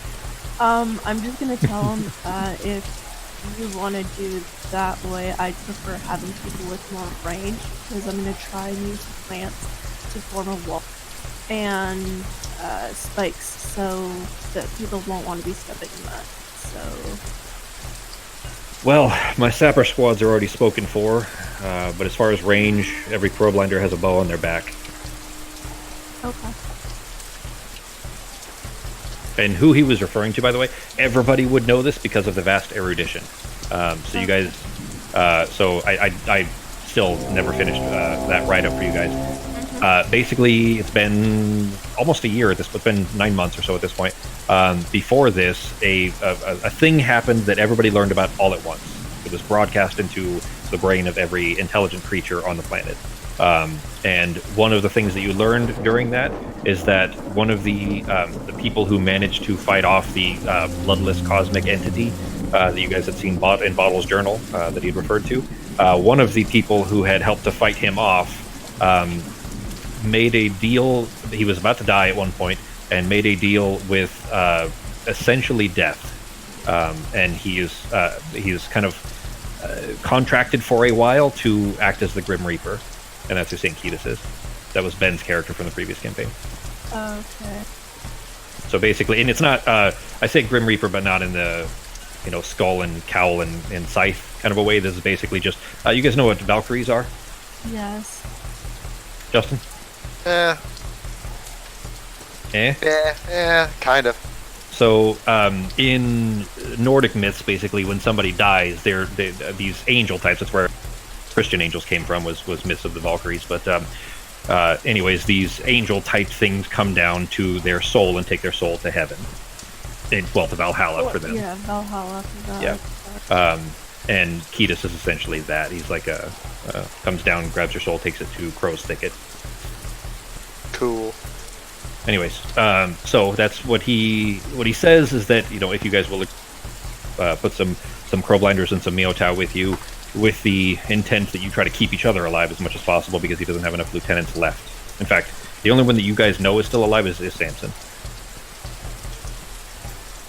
You haven't seen Clover for a while and so on. What's that? No offense, but I don't really trust Samson as far as I'd be able to throw. He There's didn't say just Samson out something- loud, but yeah. There's Yeah. just something about him that So what do you guys say? I'm in, but I'm gonna need some kind of sleep. yeah, I need to Hopefully enough. replenish my strength, and until I'll be with the wounded. Until what? What'd you say? Until we have to fight, I'll be with the wounded, because my EV is in a pretty bad way, so is most of the others.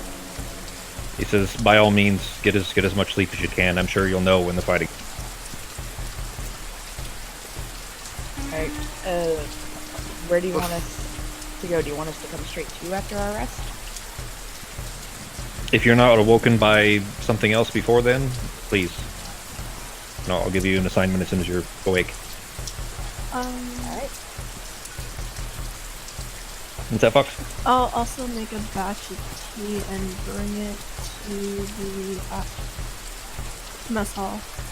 Okay. The stimulant to help some people recharge if they haven't. Okay. That will certainly help.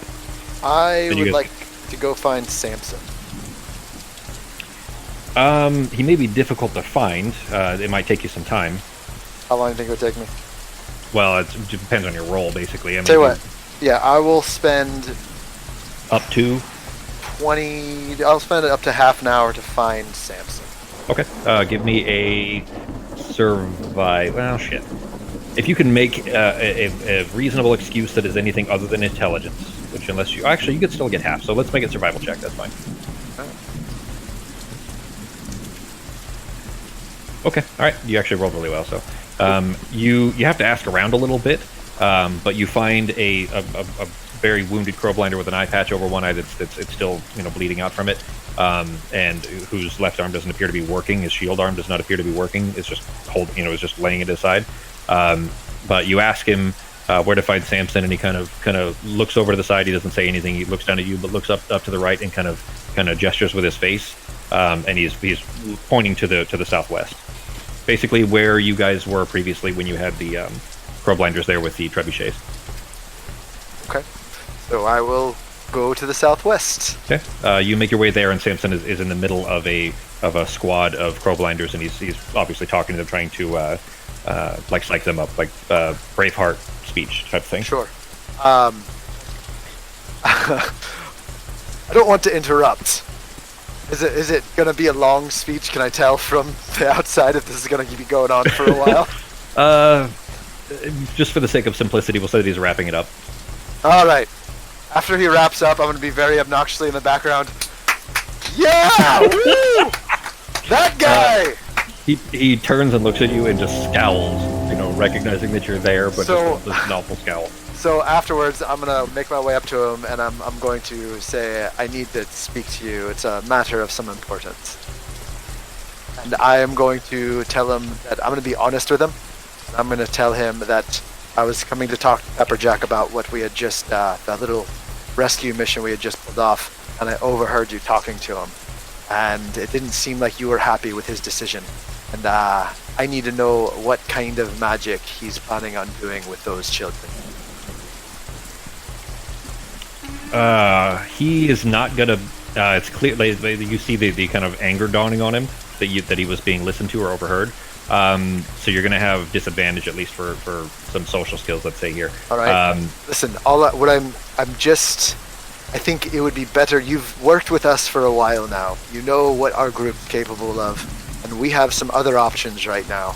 But I think we need to know a lot of those do have to do with those children, and I need to know if it's going to be a better option for him to do what he's going to do, or if our plans will work any better. All I'm asking for, I'm not saying we're going to stop it or change it. I'm just saying that we need to know all the facts. He says, "You're talking in circles, Gleeman. What do you want? Get to the point." I just need you to tell me what he's planning to do with the Wiccan children. It's blood magic. Aye, but what kind? And what's it gonna do? What's the outcome? He hasn't told me specifically. The outcome is that we would be able to buy some time for our soldiers. We'd be able to invigorate them, strengthen them for a little bit longer. Does that strengthening require murder in the children, though? Because we might need them for other things. I don't know if you've noticed, but they're pretty fucking helpful when everyone's trying to rush through these dirt walls. They're savages. Who cares? I'm just saying, they might be better suited for other needs. We just used them to build a freaking tunnel and rescue some other people. We might need them more than what he needs them for. Give me an insight check. Damn it. What, do you not like insight? Trying to persuade him or something. Pretty much anything else. Well, so this isn't in place I of know. that. The insight check is just to see whether you pick up on something. You get the impression that he's all but given up. It does not seem like he is in this, like his heart's in this at all. Right. So basically, the way that he says they're savages, who cares? And then after you say that, he says, even considering blood magic is an affront to the gods. That he's even thinking of it is, we're all lost. There's no chance anyways. I don't know why we're even trying. We should just lay down our arms That's and let the them thing. come. We think there might be another option, and if we can keep him from doing that, it's going to be better for everyone, especially to,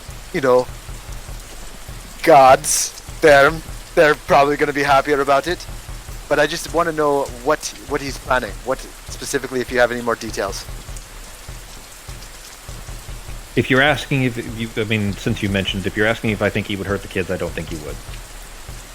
All right. Well, that's the reason being is we might need those kids, and I didn't know what I was overhearing, and that makes me feel much better. Can I roll for insight again to find out if he's telling the truth about that? Yeah, of course. All right. I would actually rather that you guys ask when you want to roll an insight check rather than me prompting it. So just keep that in mind. That's good. In that case, I was trying to persuade him into telling me all the details. Okay, go ahead. You go ahead and make a persuasion check as well, but with disadvantage. But as for your insight check there, you do believe that he believes that Pepperjack would not hurt the kids. Okay.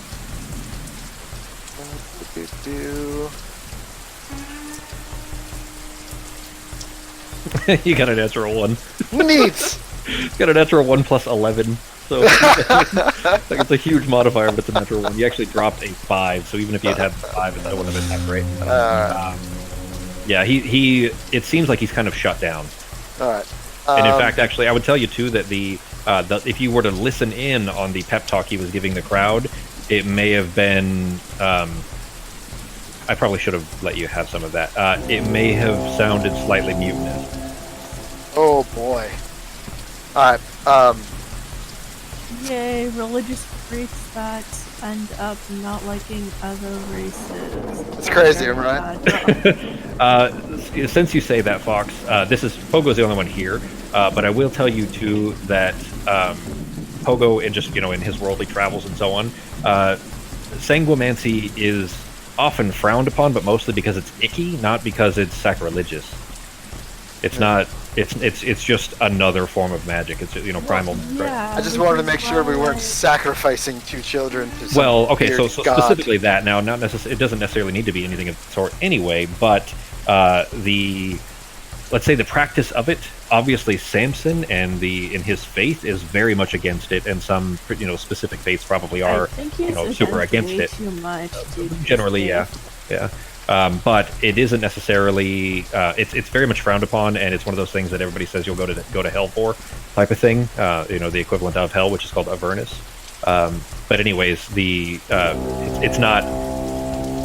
Nobody really believes that the gods are all that much against it in the first place, except certain ones, which tend to be, of course, the Juthrans, which is the church that Samson belongs to. So the last thing I want to do before I leave is I want to smile and I want to say, don't worry. We actually have a plan that we think is going to get all of us through this perfectly fine. And then I will roll for deception. Okay, that's fair. It would be disadvantage too, because any social skills matter, so go ahead. No, I'll just roll another one. You can, yeah, it's fine. Yeah. The lowest. Oh, you actually rolled well. You rolled a 16 and a 19. Oh, yeah. He gives you it's clear that this is a what's the word I'm looking for? He accepts that you're telling him what you believe to be the truth, but he does not believe you. Like a deceptive smile, like a grin that says, "Just go fuck yourself." Like he doesn't say that, but it's clear that that's what that's what the smile means. And then I'm gonna go lay down with all the dying people since it's warm down there. Okay. Yeah, there's all that disease is keeping the place real warm. It's just flowing through the air, keeping everybody warm. I'd rather be that than soaked. I don't even think we have another place to sleep right now, do we? You guys, I mean, you have your tents that you would set up on the rocky outcropping, but it's raining so hard that the tents are being pelted, dripping right through. I think I'm gonna risk the disease and just try to take a nap in this big area. I've been up for 24 hours. I'm pretty tired. Yeah, is everybody gonna take a rest? Yeah. Arteme. Poor Norak, he's just out. Before and then trying to. Well, here's the thing, though, Fox. You're only supposed to be able to take one long rest for a 24-hour period. Right. Yeah, and you just had your long rest, ending at 5 a.m. ish, and it's at this point it's 8:30, 9 a.m. True. Okay. So I won't be able to keep. Okay, so I'll just keep helping with the wounded before I get. Okay, so what you can do, though, Fox, is you can take a short rest and use your natural recovery, which will give you 1 spell slot back, up to level 3. So you could take 3 level 1 slots. Basically, you can get 3 levels worth of spell slots if you use your natural recovery. Okay. I think I'll take a level 3. Okay. So here's what I'm gonna have to do, Fox. I'm gonna have to apply. Oh, sorry, I started that. So Pogo is going to take a long rest. Sarah is, right? Becky? Yeah. Okay, and then G, Norak, are you taking a long rest as well? Yeah, otherwise I'm just gonna be limping around everywhere. Yeah, well, you're at slow speed already. You're already half speed as it is, so this will get you back to exhaustion level 1 if you can finish the long rest. Where are Sarah and Norak going? If I can, I want to sleep like just inside the antechamber there, where it splits off to where The three? Ozzy is, and then yeah. Okay. You're small enough you can take a corner. It's basically a 20-foot room, so if you just kind of curl up in the corner, where you're not going to get stepped on by people going in, either of the 3 staircases. Where's Norak going? Just if there happens to be a big enough spot for me, somewhere. In that antechamber, for you to even put your legs out straight, you're going to be blocking the center of the room pretty much. Where you're going to be blocking 2 of the not blocking, people could step over you, but you're going to be in the way for sure. You could maybe make room down by the forge. Most of the Miotao have left. In fact, if you go down there, you see that Gratis has left, and Doros, who I don't know if you remember them, the guy that forged your axe for you. They're not down there. But the forge, there's still 2 Miotao left, but you don't recognize them, but there is room for you to just kind of take a corner. I'll head down there then. Okay. All right, then what I'm going to do is I'm going to go ahead and apply a lock to you guys, and then Fox, it's going to clear your spell slots because I can't apply it to just individuals. So we'll just mark your spell slots back again, okay? Okay. And then you can use your natural recovery afterwards. Oops, not what I meant to do. I There you want to go. sleep in a corner as close to the door as I can, so if fighting starts, I can hear it. Okay. Yeah, you're fine there. Okay. Let's go ahead and mark your spell slots back, Fox. And then use your natural recovery. You can get 3 levels worth, so 1 third level, or 1 second level, and 1 first level, or 3 first level, etc. You understand? For my exhaustion, I think you're gonna have to take the level 2 off of there manually. Yeah. Yep. It doesn't automatically cure that, so. Thank you. Yep. Back to level 1 exhaustion. Oh, I feel so much better. And then I'm gonna look around and be like, oh, that's right. Yeah, you're still at hill. This is still pretty bad. Well, I would say morning, but it's already morning because you guys came back at the end of that. So it's pretty much late afternoon, early evening by this point. You managed to wake up. The fighting doesn't appear to have started yet. There is a lot of commotion around camp, but it appears to be internal, not fighting. There's just, you see hear soldiers marching by in full armor. They're chained basically in shields and so on, but you hear metal rustling as they're marching by, running in the mud. But other than that, it seems to be it's clear they're preparing for an attack, but it hasn't started yet. I will wait in the antechamber for everybody, and then see if they want to head downstairs. Okay. Arteme, during your time while everybody was resting for that time, by the way, we're just assuming this has been 6 hours because you guys didn't need to set a watch and you're not doing anything else. So we'll say it's been 6 hours. What's that? I'm going to let everyone know that I talked to Samson out of curiosity about this blood magic, and Samson seems pretty sure that Pepperjack wouldn't do anything to hurt or murder those children. Okay, So- I'm gonna tell him he's an idiot for talking to Samsung to begin with, and All right. that Well, I'm just trying to help, but that's fine. Appreciate it. Thank you, everybody. Tomorrow's show is completely different from tonight's show. Let's just keep this train a moving. just because of his religious affiliation, that he'd be against a ton of stuff, a ton of magic that is perfectly harmless. So to That's- clarify my point. That's fine, but I just, you hear the term blood magic thrown around, and I get a little wary. Better to be safe than have dead children. That's what my mother always said. It is, but Pepperjack's always been on our side. That, and he said he'd kill us if we got the children hurt, so why would he sacrifice? Because Hello? maybe he doesn't want every single other person here to die. Yeah, I mean, because honestly, I wouldn't even say I'm totally against it. I'm just trying to find out the details. Sometimes you need a little bit of child murder. I mean, just a little bit. if sacrifices were needed, I'm pretty sure he'd sacrifice more useless. Yeah, but I'm just saying, maybe you get some sort of benefit from child Wiccan dirt blood. I'm not a sorcerer, miss. I don't know. I would just shake my head at him. You know you want it. What? There's sexual tension. There's sexual tension in the air. I can feel it. Yeah, that's definitely what it sounds like, right? All right. So what are you guys doing? All right. You all gather up then, make your way out. As soon as you step outside, by the way, you can see like there is almost a trench of footprints that are like a circle all the way around the mess hall. You basically, as soon as you come out of the mausoleum area, you see the circle around the mess hall. And soldiers are kind of like running back and forth along this. They've almost made this trench of where the rainwater is just filling in their footprints as soon as every time they stomp through. But they're doing it so rapidly that it's almost like just splashing out this constant like ruts on a muddy track for wagon roads. And this procession, though, as you see this, as soon as you come outside, they are setting up a row in front of you. They were running along and then they kind of all stop and you just this long row of 40, that would only have to be about 40 left, crowblinders that march along in front of you in formation. This is the only time you've ever seen the crowblinders kind of act like a standard military group of what you would expect them to.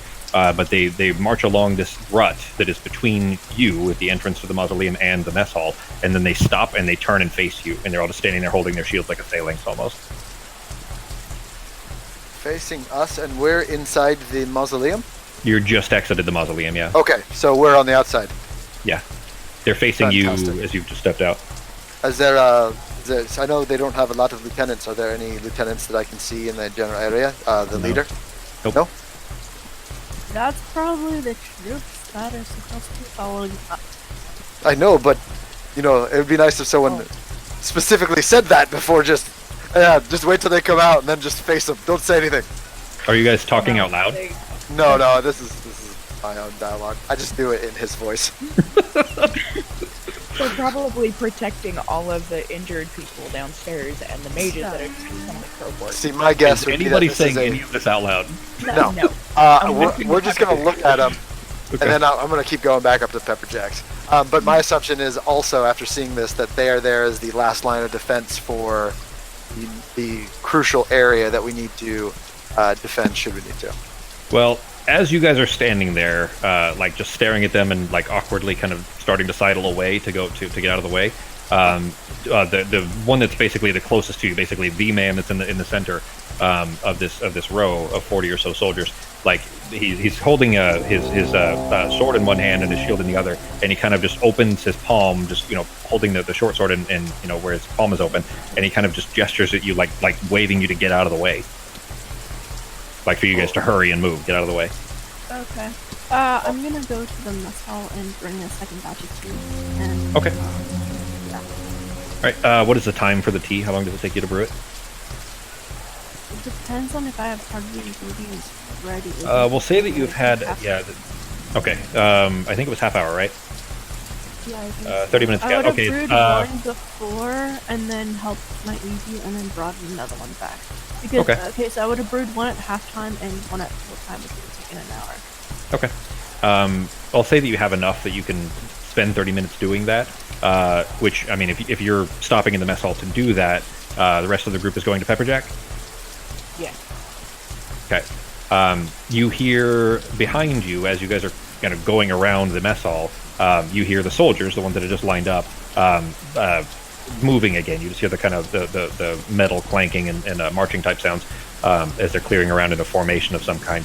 But they've stopped there, and they're not following you or anything. But you guys have gone around the mess hall, the front half of the mess hall, towards Pepperjack's tent. Arteme obviously steps into the mess hall to go brew some more tea. Pepperjack, though, when you approach the tent, he's actually coming out, and he's got his helmet under one arm. And he's just, basically as soon as he steps outside the tent, he goes to lift it and put it up on his head, presumably to protect against some of the rain, of course. But he's standing just outside his tent. The lantern is off, and he looks up and sees. He says, "Oh, and he's actually smiling. Like, you guys actually see that he's happy, and you probably haven't seen much happiness beyond like a grim resignation, but he actually looks happy. He says, they're ready. A few more minutes and we're going to be safe inside the Crow Fort. Already? He just nods and smiles. He says, yeah, I mean, and as soon as he's speaking this, as soon as he's basically, giving you this telling you that they're ready, you can still hear just on the other side of the mess hall that the procession, the soldiers that were there, are marching again, and just around the corner from the mess hall, you can see them coming around the front of it, and they're surrounding this circle of 6 mages, and these mages are also surrounding the floating Alderak in between them, and each of the mages are kind of walking sideways or backwards or whatever way they need to be marching along it while still performing the ritual. Sarah, you can still see the spidery lines going between them. And then without so much as raising their gaze to the direction that they're walking, with the soldiers marching around them in step the entire way as they're coming around the front of the mess hall. But Fantastic. as they're coming around, as the mages are coming around to this wide open area, it's the only open area really in all of Dunsgathak, because it's just kind of muddy open area that doesn't have tents or obstructions right in front of the mess hall, the same area you guys have walked through 1,000 times. But Pepperjack shouting that, over the rain to you guys is very abruptly interrupted by an obnoxiously loud horn blast, and Pepperjack's eyes snap up to the walls, and he says, "Always these goddamn horns." And he turns to you guys, just kind of nodding solemnly, and he says, "They're coming. This is it. This is our end or theirs." All right. Let's make sure we protect those mages. He nods. He says, just buy us as much time as you can. As soon as it's ready, I'll call for you'll hear the horn, and I'll call for the retreat. Everybody just makes your way back in. You guys have never seen one before. Just run through. I'm telling you, just run through. And then as he's saying that, there is this cacophonous explosion of rocks, or that rocks the ground from underneath you. Everybody give me a dex save.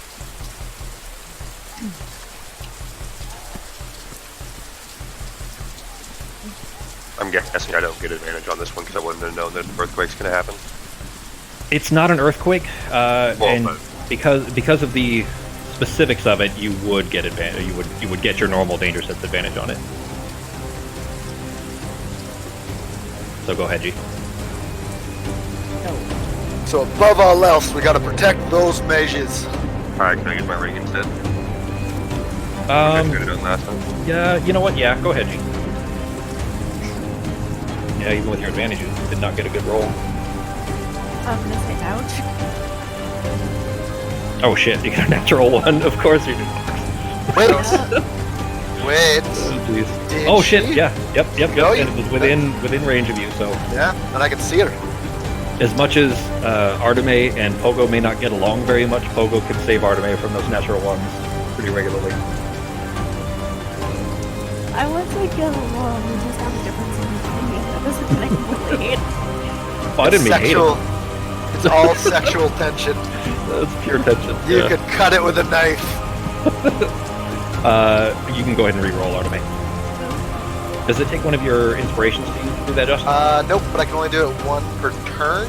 So Oh, I have nice. to. I put a time limit on it of once every minute or so. If we're not in battle, maybe 2 minutes. Can't happen all the time.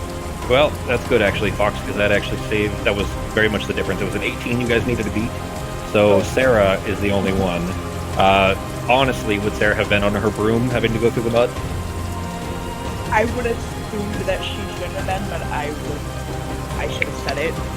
Well, I mean, you had said it enough previously that I would probably say that, just specifically not walking in the mud is kind of, her thing.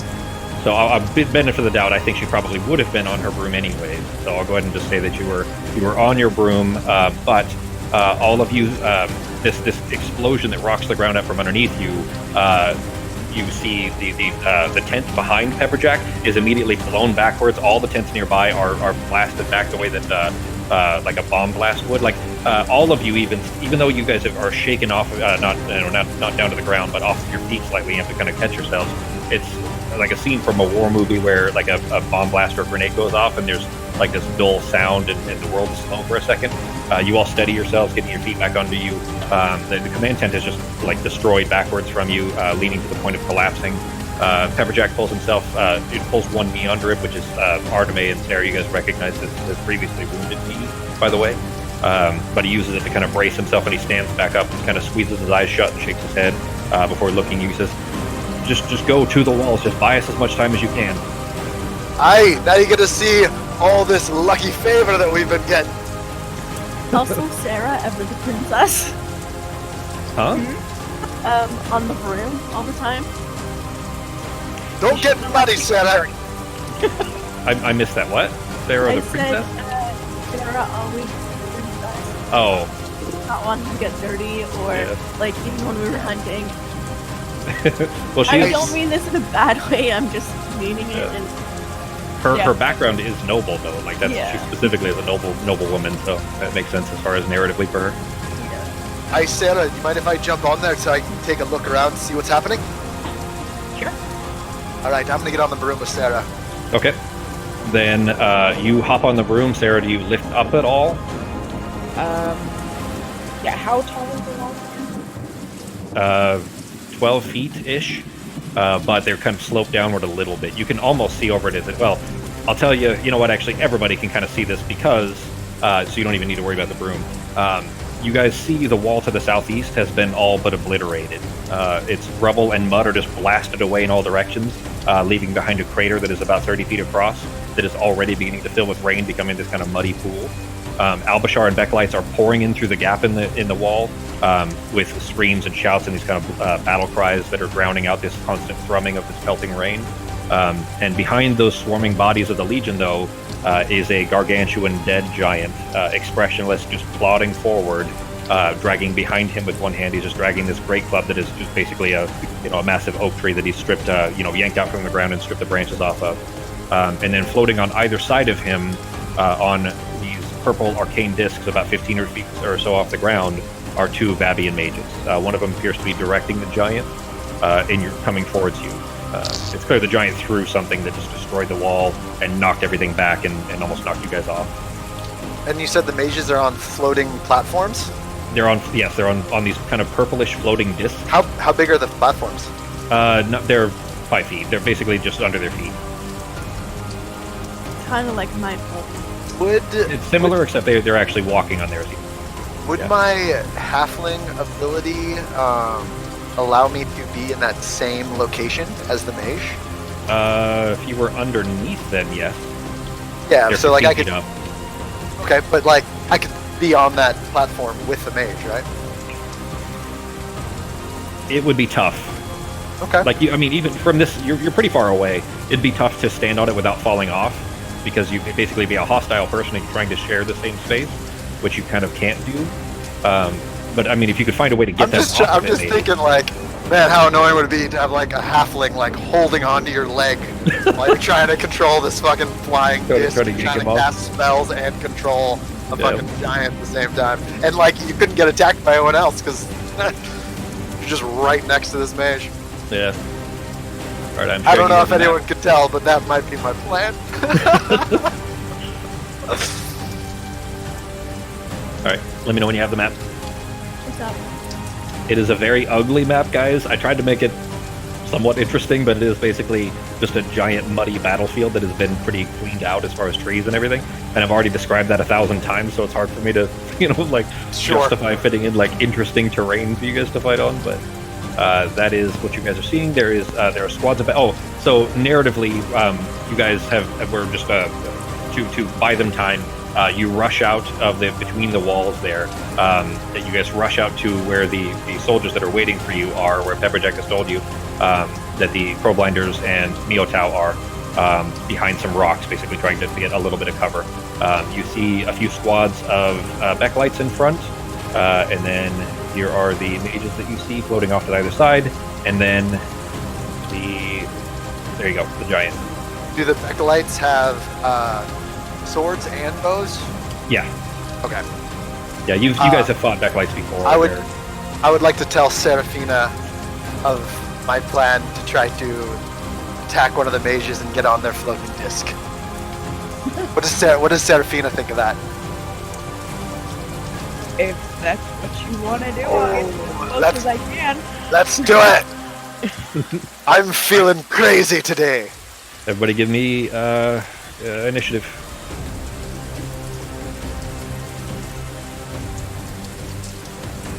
Oof. Oh, Oh, Well, might be the okay. last thing we do, Serafina, but she just got a natural 1. oh wait. Narratively, I have, it's oh, you have your own. Yeah, I okay. have my own. I was gonna say because mine doesn't work for initiative. It's an ability check, doesn't it? Oh yeah, if it's considered an ability check, then yeah. Initiative is ability check. That's all it is. Oh, okay. But she has her own for it too. So Got it. all right. Fox, you want Sarah in the fight, or Sarah? Do you want Sai in the fight? Actually, she probably wouldn't be. Okay. So are you snapping her out, or are you just telling her to stay in camp? She'd probably just stay with Ozzy for a bit. Okay. Then she is with the mages who are behind you, by the way. So basically, to the top part of the map to the north, that's inside Dunskath, I guess, basically just behind you guys to the north there, and not far behind the walls are where the mages were gathering as you guys came running out. They're basically encircling with the few remaining Crowblinders that are still there, trying to finish that as best they can. All right. So it is the Crowblinders that are nearby. You guys, basically, how it's going to work is you guys can you can tell them what to do. So it is one of the Crowblinder squad's turns. What are you telling them to do? Do we each get to tell a different group, or If you guys want to, you can. There's basically 3 groups, and as they die off, they'll disappear. So you have a group of Miotau, which are much larger and can charge at enemies.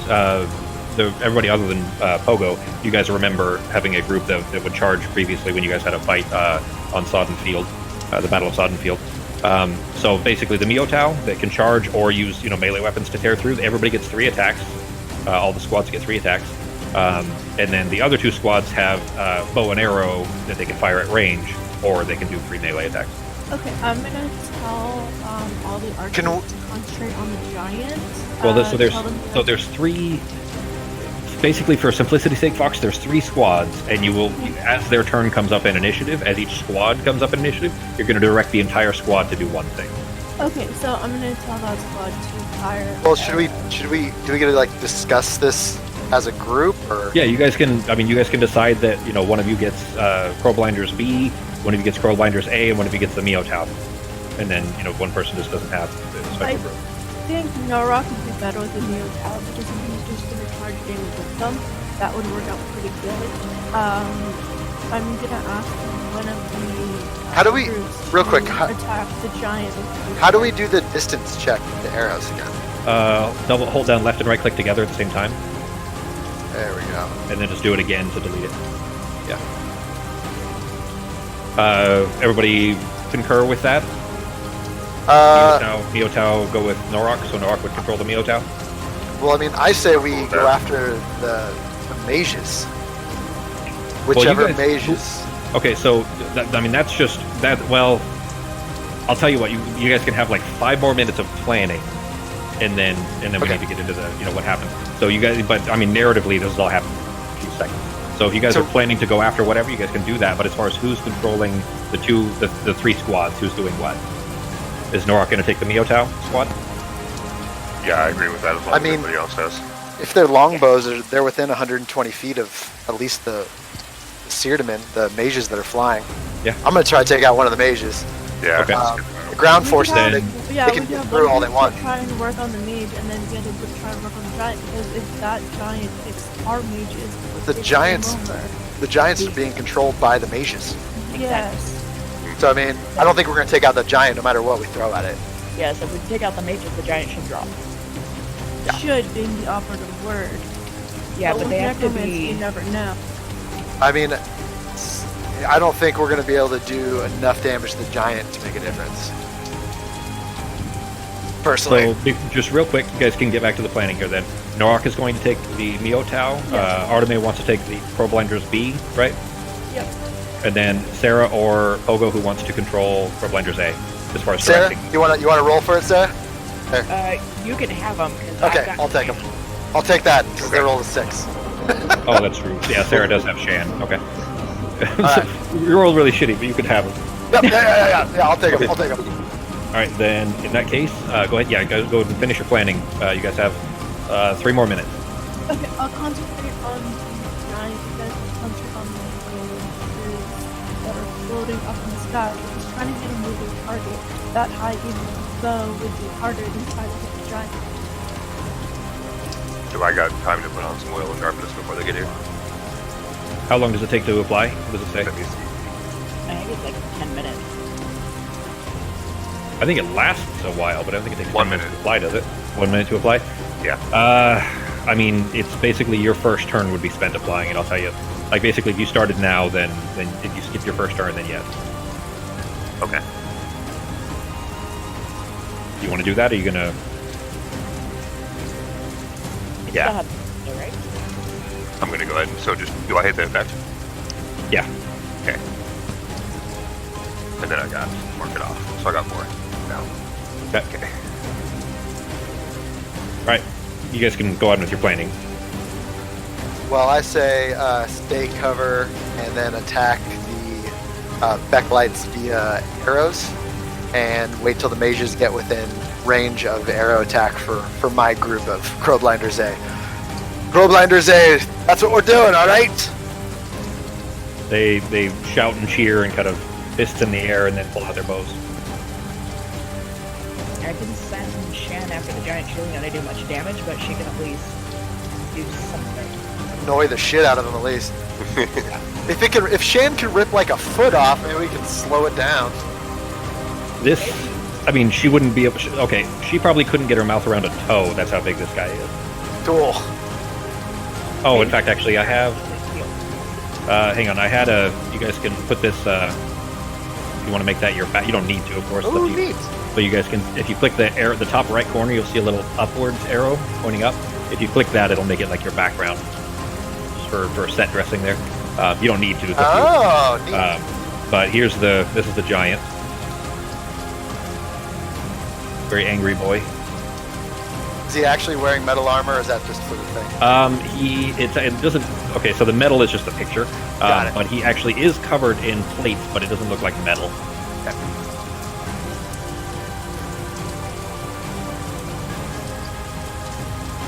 All right. Okay, you guys ready to get started then? I think we're ready. All right, then it is Crowblinders B. I think that is Arteme. Okay. Yeah, I'm just gonna tell them to remain in the general direction of the giant and any of the buckets along its feet. The one who appears to be the sergeant, the other, basically the leader of this squad, looks at you and says, "I'm gonna need clear directions, miss. You want to stay at one or the other?" Giant with arrows. Well, the giant's 160 feet away. They can make the they can take the shot. It'll just be a disadvantage. The only ones they could reach would be the backlights. Yeah, then aim for the backlight. You got it. Once the giant gets in range, fire on. How big are these rocks are behind? Do they have the ability to see over them, or is it like shooting? They're pretty tall, actually. They're 10 feet tall. So for the soldiers, there's a gap between them. So so they specifically can see what they're looking for. Yeah, they can see this gap and then kind of stand back because they're longbows. They're going to be shooting up at a wide arc. Yeah. And then kind of raining down on the. I just wasn't sure if they had a general idea, but it sounds like they do. Yep. The sergeant holds an arm up and he says, "Knock." And then he just shouts fire, and they all fire. It shows 5 there on the map, but it's actually a squad of 10 each for each of these squads. And then the Miotau is just 4. But they loose their arrows at a group of backlights. I should have put a transparency underneath. But they miss. I think they rolled a 4. No good. He says, "We'll keep trying, miss." And one of the mages turns. Is 60 feet. Shit.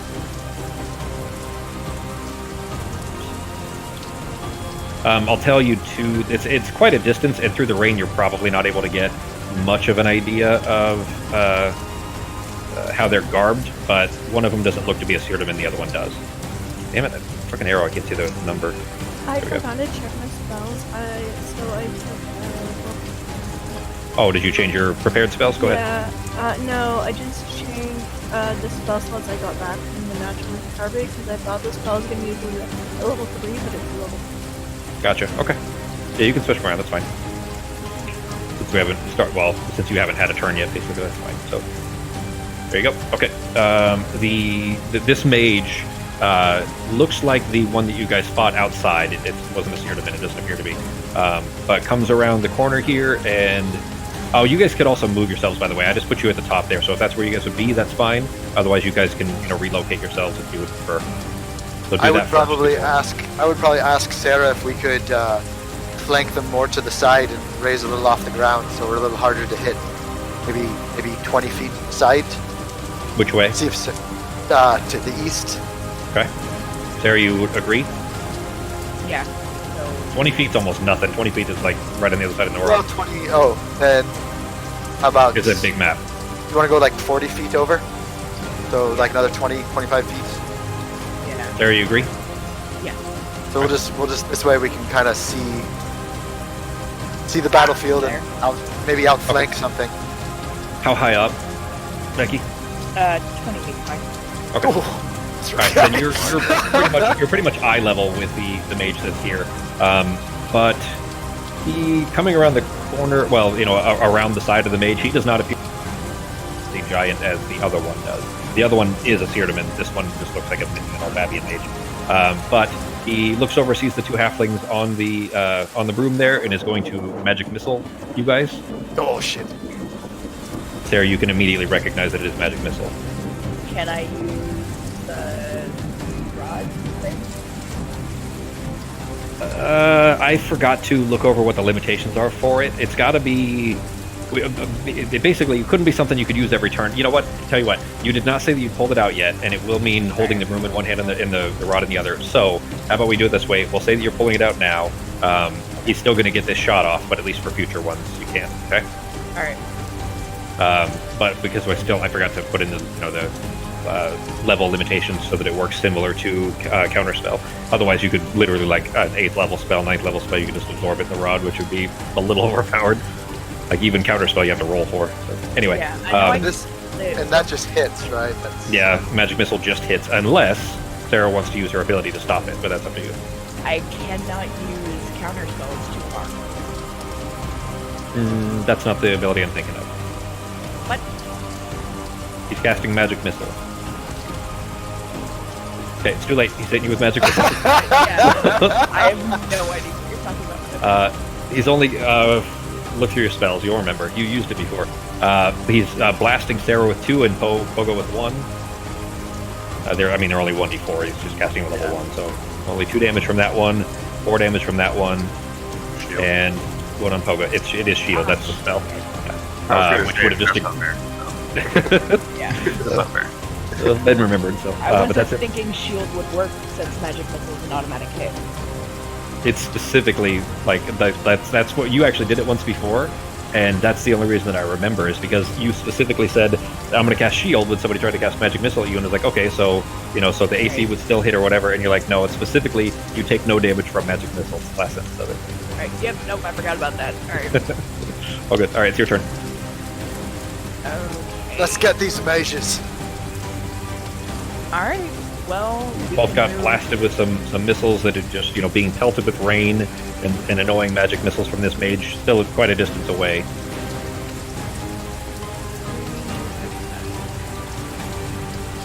Maybe we could stay out of the range of the Becalites too. We could stay to the side if you want. Backseat driver, Literally. backseat flyer. 35, 45. We'll probably get there. Really? That seems really far. Hang on. Yeah, that does seem really far. That's like 70, I'm that's down 75 feet. really far. You can get to like That's 75 feet. 60 feet. So, Yeah. Just use, you can use the arrows for simplicity. That's about right. Yeah. You Yeah. just use the arrows for simplicity's sake, especially when we're talking broom flight. So the difference is that when you're moving at diagonals like that, you can kind of cheat because diagonals count for 1.5. You understand what I'm saying? Did it That's why really? if you count Oh, it, they actually, it's supposed to be every other one you count as 2. So basically, each one is 1.5. Yeah, If the you're going- arrows. Yeah, arrows just are easier for that purpose. Since you can just right click and do it anyways, it's just easier. So okay, so what are you doing? so 100. Ooh, we are definitely in range of those guys. I'll tell you too that the giant tree that the giant the tree that the giant is holding can hit from pretty far away as well. It is a tree after all. Okay. I'm not within 120 feet of the sewer domain, am I? Gosh. Stupid. I wish the number would just be a higher tier so I could tell. About 145 feet. Yeah. Damn. Okay. Then. We'll do what we can in the time we have. Oh, I forgot to change the music. Alright, I'm going to bring up Shan, Okay. and she will pop up. Alright, so she's within 120 feet of me and within 30 feet of a target, and the giant is going to be her target. Okay. How far she appears at 35 feet from you? Is that right? No, it's with a target that I can see within 120 feet of me, Okay. and then she can appear anywhere between 30 feet of the target. Okay. Is she appearing right on his feet then? Yeah. All right. Yeah, there she is. You see the smoke coalesce around his feet. Poor Shan. She's gonna get smushed. She's going to get real smushed. It's like a chihuahua versus a human. It's worse than that. It's more like a baby mouse, like a pinky mouse. Ah, shit. It's like a rat versus a human. Even a rat. I After mean, the mages. They're in the Could have air. gone after one of the other people. It's fine, I can bring her back. Alright, so that's my bonus action, and shit. I'm bringing up mage armor, okay. and then that's it, as far as I get. All right. Then it is the squad of Miotao's turn. What are they doing, G? Alright, how far can they charge distance? They can run 30 feet and charge 30 feet in the same turn. Their normal movement speed is 30 feet as a squad, but even if they can move the full 30 and then charge 30, and it affects anything within a line of that 30 feet of that charging. Are they currently in full cover or half cover? They're from the Backlight C, they're at like quarter cover, but B and A they have half coverage because they're too tall. Alright, well, I'm just going to tell them to move out towards the squad of backlights and try to intercept them. So around the rock and out towards the backlights. Okay. As far as I can go. But I don't know if I can move, so I guess you have to move. Yeah, I'll move. All right, there we go. They just nod at you and then grunt, and they all kind of set their horns downward, even though they're not charging yet. It's just kind of their military motion that you've seen them do even in the previous battle, the Battle of Sudfield. And they come around here. Let's see, 25-ish. Yeah, they can make it to about here, making their way out around towards the backlights. What's that? I forgot you wanted to finish. Oh, go ahead and give me a natural 20, and then her dex mod is 2. Okay, it rolled what I put her in the combat tracker, that's why. But, well, it's less actually, she had a 16, so. But now it's a 10. Okay, and now it's Fox's turn. Fox just went AFK, so just go back to the second.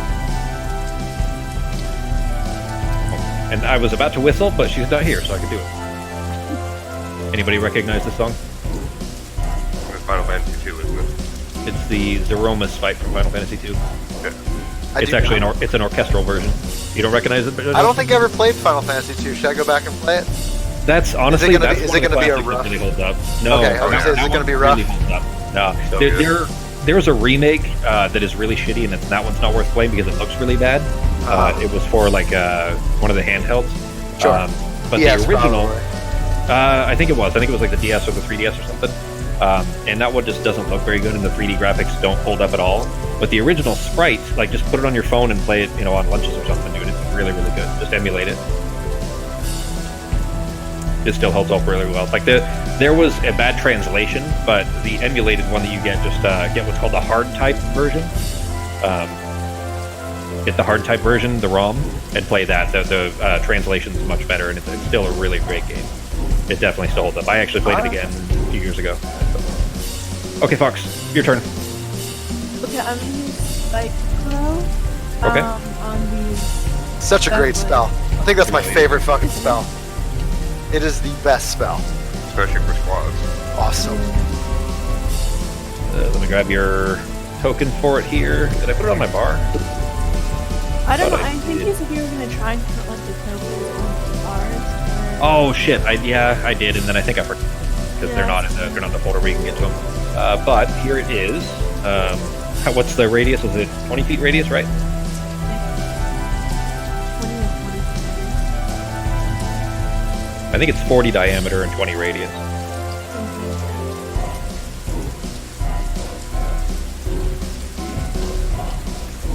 20-foot radius. Okay, there it is. I think you can grab it now, can't you? Yeah. All right, go ahead and put it wherever you want it.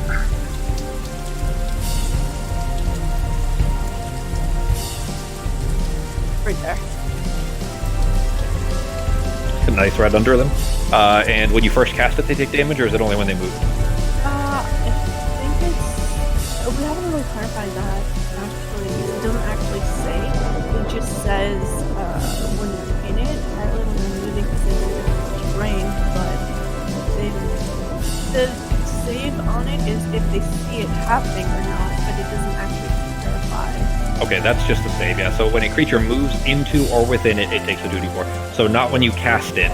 It just makes spikes around their feet, but not enough to damage them. But if they try to move through it, or if they, try to exit it or any of that sort, that's when they'll take damage for each step. Okay. Any bonus actions?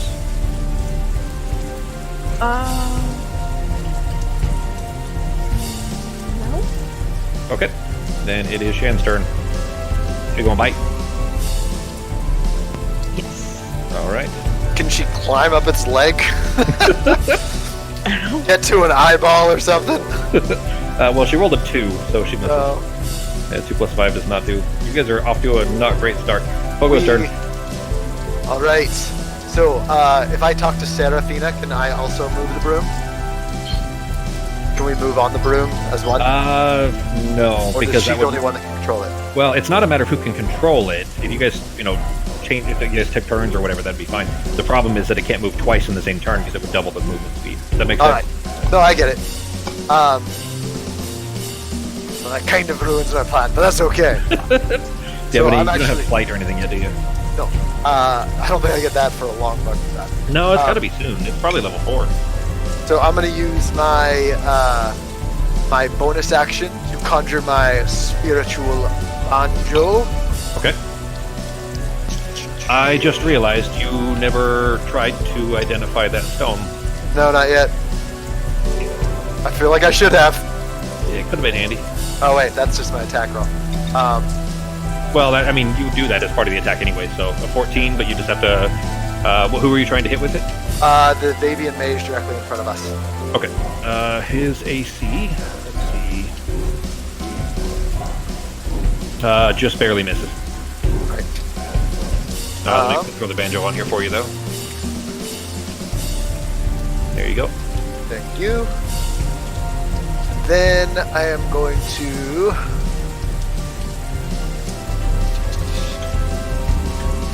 I'm going to... Let's see... I'm going to scream out a verbal assault and I'm going to say... You look like a ugly bird up there on your little perch. Okay. And I'm going to cast Vicious Mockery. He failed. He got a 13 versus your 16. So we'll do damage there and effects. All right. And that'll your be turn. it for my turn. All right. Then it is Norok's turn. Okay.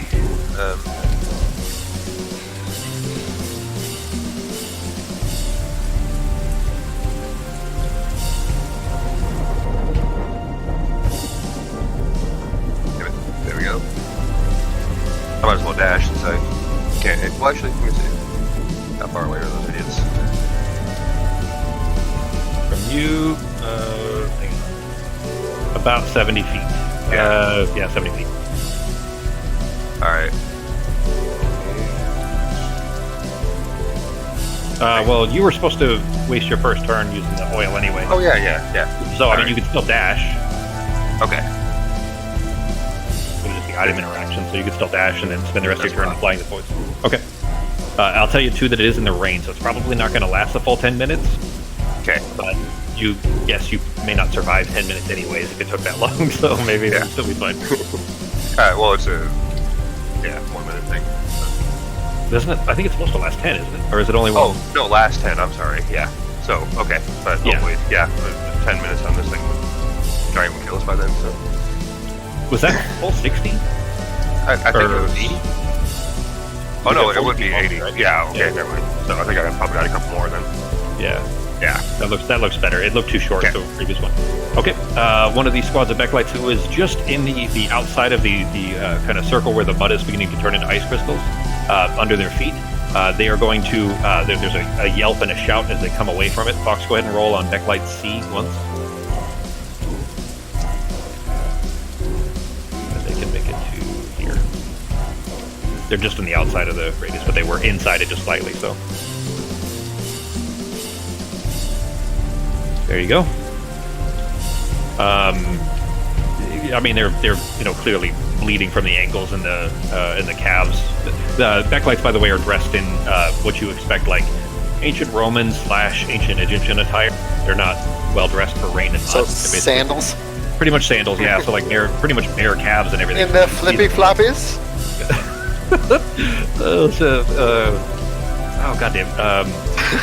It's Lonely Island. Do we? Yeah. Oh, it's is that I'm on a boat? Yeah, I got my. No, it's no, it's not. I'm on a boat. It's, And they're flippy floppies. I'm at, or Oh, it they're is. Kinko's, and I'm straight flipping burger, flipping Copies. yeah. They're at Kinko's straight flipping copies. Yeah. I'm flipping burgers. They're at Kinko's straight flipping copies. Something like that. So that's all. I got my flippy floppies. That's so stupid. There's like probably 6 or 8 songs by them that get stuck in my head all the time. All right, it is Crowblinders A. So Crowblinders A are going to move south about what's their movement 30. speed? 30. 30. So they're going to move south. You can make can I it back move? here. Yeah. Here, So I'm they gonna can turn them green so you guys will be able to. Okay. So that they can see the squad of Backlights. Probably the ones closest to them. Okay. So they are going to attack them via arrows. Okay. They are within normal range, not so no imposed disadvantage. Actually, I always forget about this. The rain is heavily obscuring ranged attacks, meaning if Okay. they are basically even within normal range, ranged attacks are a disadvantage. Okay. That's heavy obscuration. I almost always forget about that. So they'll still be a disadvantage, but they will take their shot here. That applies to you guys as well, by the way. I just always forget to say that. But they still hit. Ha ha! Good going, boys! There is a rain of arrows that fling through the air, and you see about half of them get flinked away from the downfall of the rain, just knocking them out until the arrows come sinking down into the squad of Backlights that are still very much within the spike growth, doing significant damage, actually. And then they're going to use their motion to move back behind the cover. They used rest all of their their movement. movement. Okay. So I had them using all of it to get there. Oh. So if they're trying to get back behind, they could probably maybe 5 feet left. We'll call it there. Okay, So they there we still go. have some cover. Okay. Backlights. In fact, actually, it's that group now, and they just got pelted with arrows. 2 of them fell dead into the icy ground beneath them, with arrows sticking out of them. They are going to try to get out of here, which will be 3. 3 of them. Fox. So on squad of Backlights A.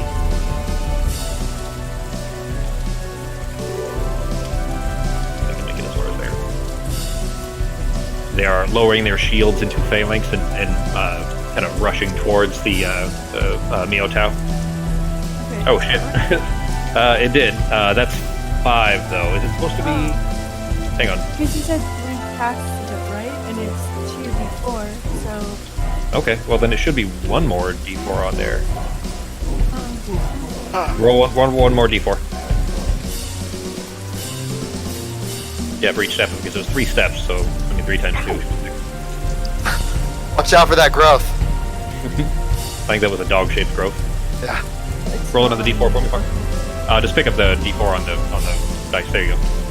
Okay, we'll just roll the first one, just a 1, so another 1 damage. They're pretty, like, just getting out of the spikes. They've lost what looks to be maybe half their number coming around the corner towards these Meow. And it is the other squad's turn.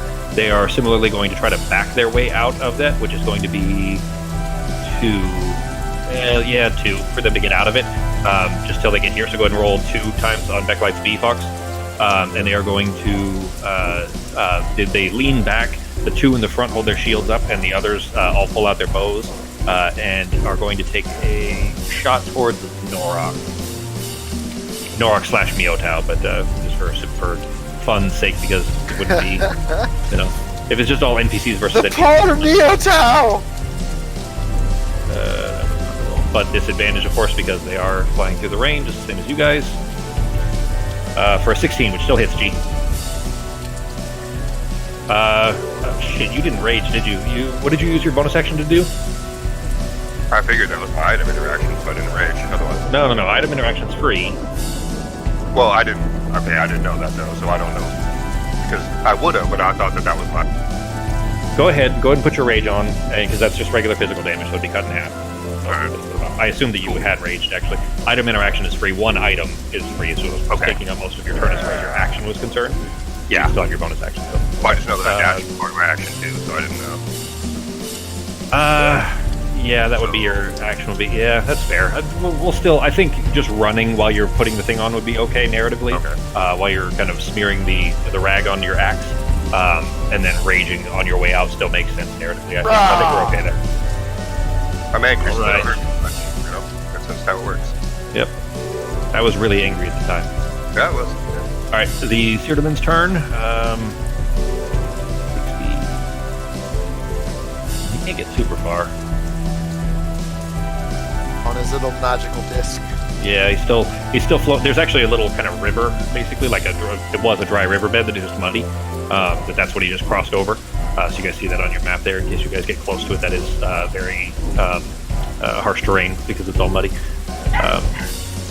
Is it moving super slow to you guys? Like the When the characters Seardaman? move? Yeah, a little bit. They've all Okay. been moving kind of slow. Okay, it's probably just because the map is huge. Because on the DM side, it isn't doing that. Look at my other screen, it was. So. Anyways, gets to about there. Is going to hold one hand back, like it basically leans his right hand back like a pitcher might, and you see a spark kind of appear in his hand, and then he flings his wrist forward, flinging out a small mote of fire that grows and grows and grows as he gets closer to it, rolling over like a bowling ball until it explodes amidst the Meowtao and Norak, which is a 30-foot radius, I think.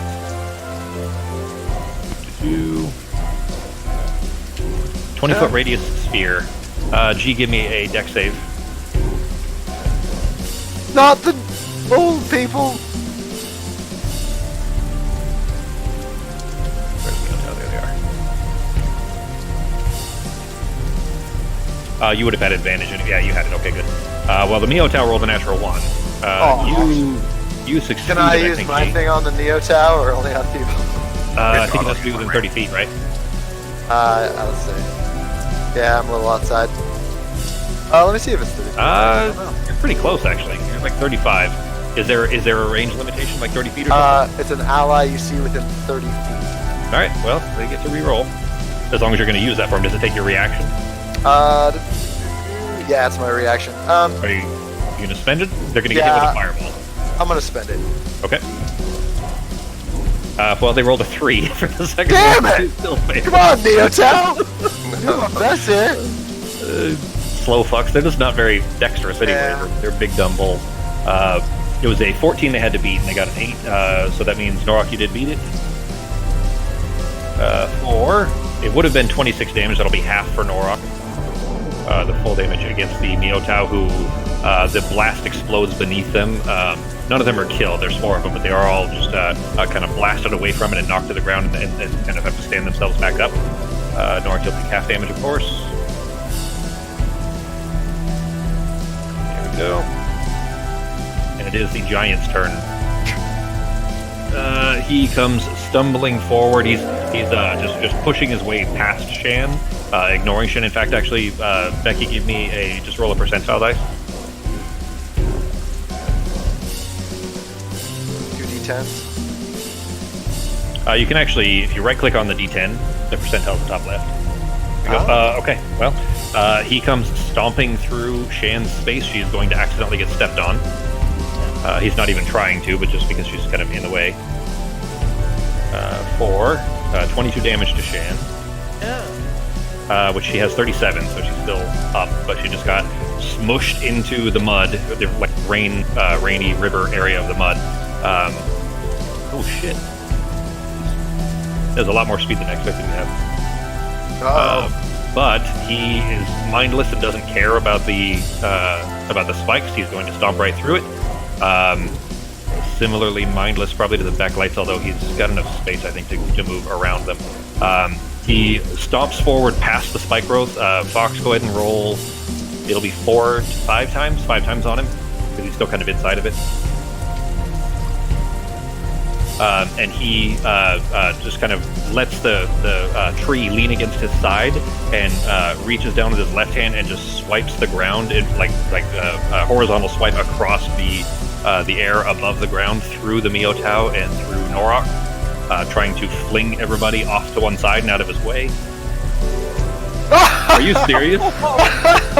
How did you manage that far? 1, 2, 3, 4, 5 ones on that. That's impressive. And even the last one was before. That's fucking crazy. Like, if you do that 4 or 5 more times, we'll give him an ingrown toenail. For real, we should find some kind of like a roll low kind of a game and get Fox to Vegas. You know what I mean? Like get Fox to Vegas where you gotta play low somehow. Whatever games that would be. Opposite blackjack.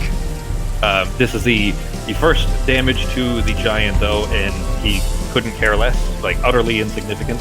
I'll tell you that is a very tiny fraction of his total health.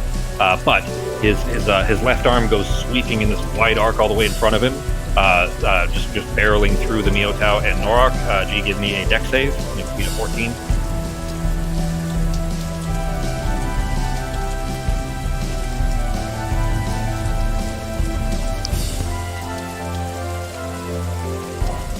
Not with that.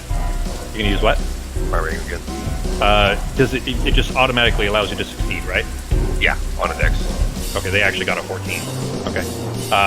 The hand goes passing in the space in front of you. It's still enough to knock you backward 5 feet, just from the air, just the movement of the air. Pushes you back 5 feet away from him. Similarly with the Miotau. Back slightly. And then he is going to angrily, in fact, there you go, grabs his club from his side and is going to bring it down, crashing down into the space just between you and the Miotau. No dex save for this, it's just an attack roll. Which you got a natural 20 on. Oh. The critical effect is nothing. It didn't get anything in the critical effect but double damage, and that's already bad news. Well, that's 61 damage to Norok, which is cut in half because of his rage is 53 total damage. Like just hammering a nail into the mud. Norok is smashed in the head. He throws his arm up above his head to try to impact or absorb some of the impact, and it's just like pushed probably past the ankle, like mid calf, maybe into the mud. And the giant yanks the club back up and just kind of roars as he holds it back up in the air. Obviously, rain flinging in all directions around from it. That is it for his turn. The mages, the Becalites, this giant is called a Fomorian, by the way. It's something that the elves would be aware of, so Fox, I'll fill you in on that later. But it's a kind of giant that you would be familiar with. Give me perception checks, everybody.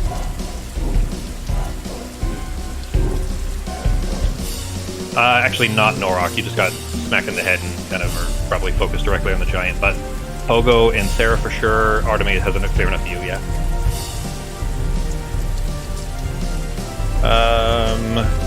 Arteme, for sure you can pick out that there's something coming from the east, off to the east in the sky, just below the kind of dark clouds all above.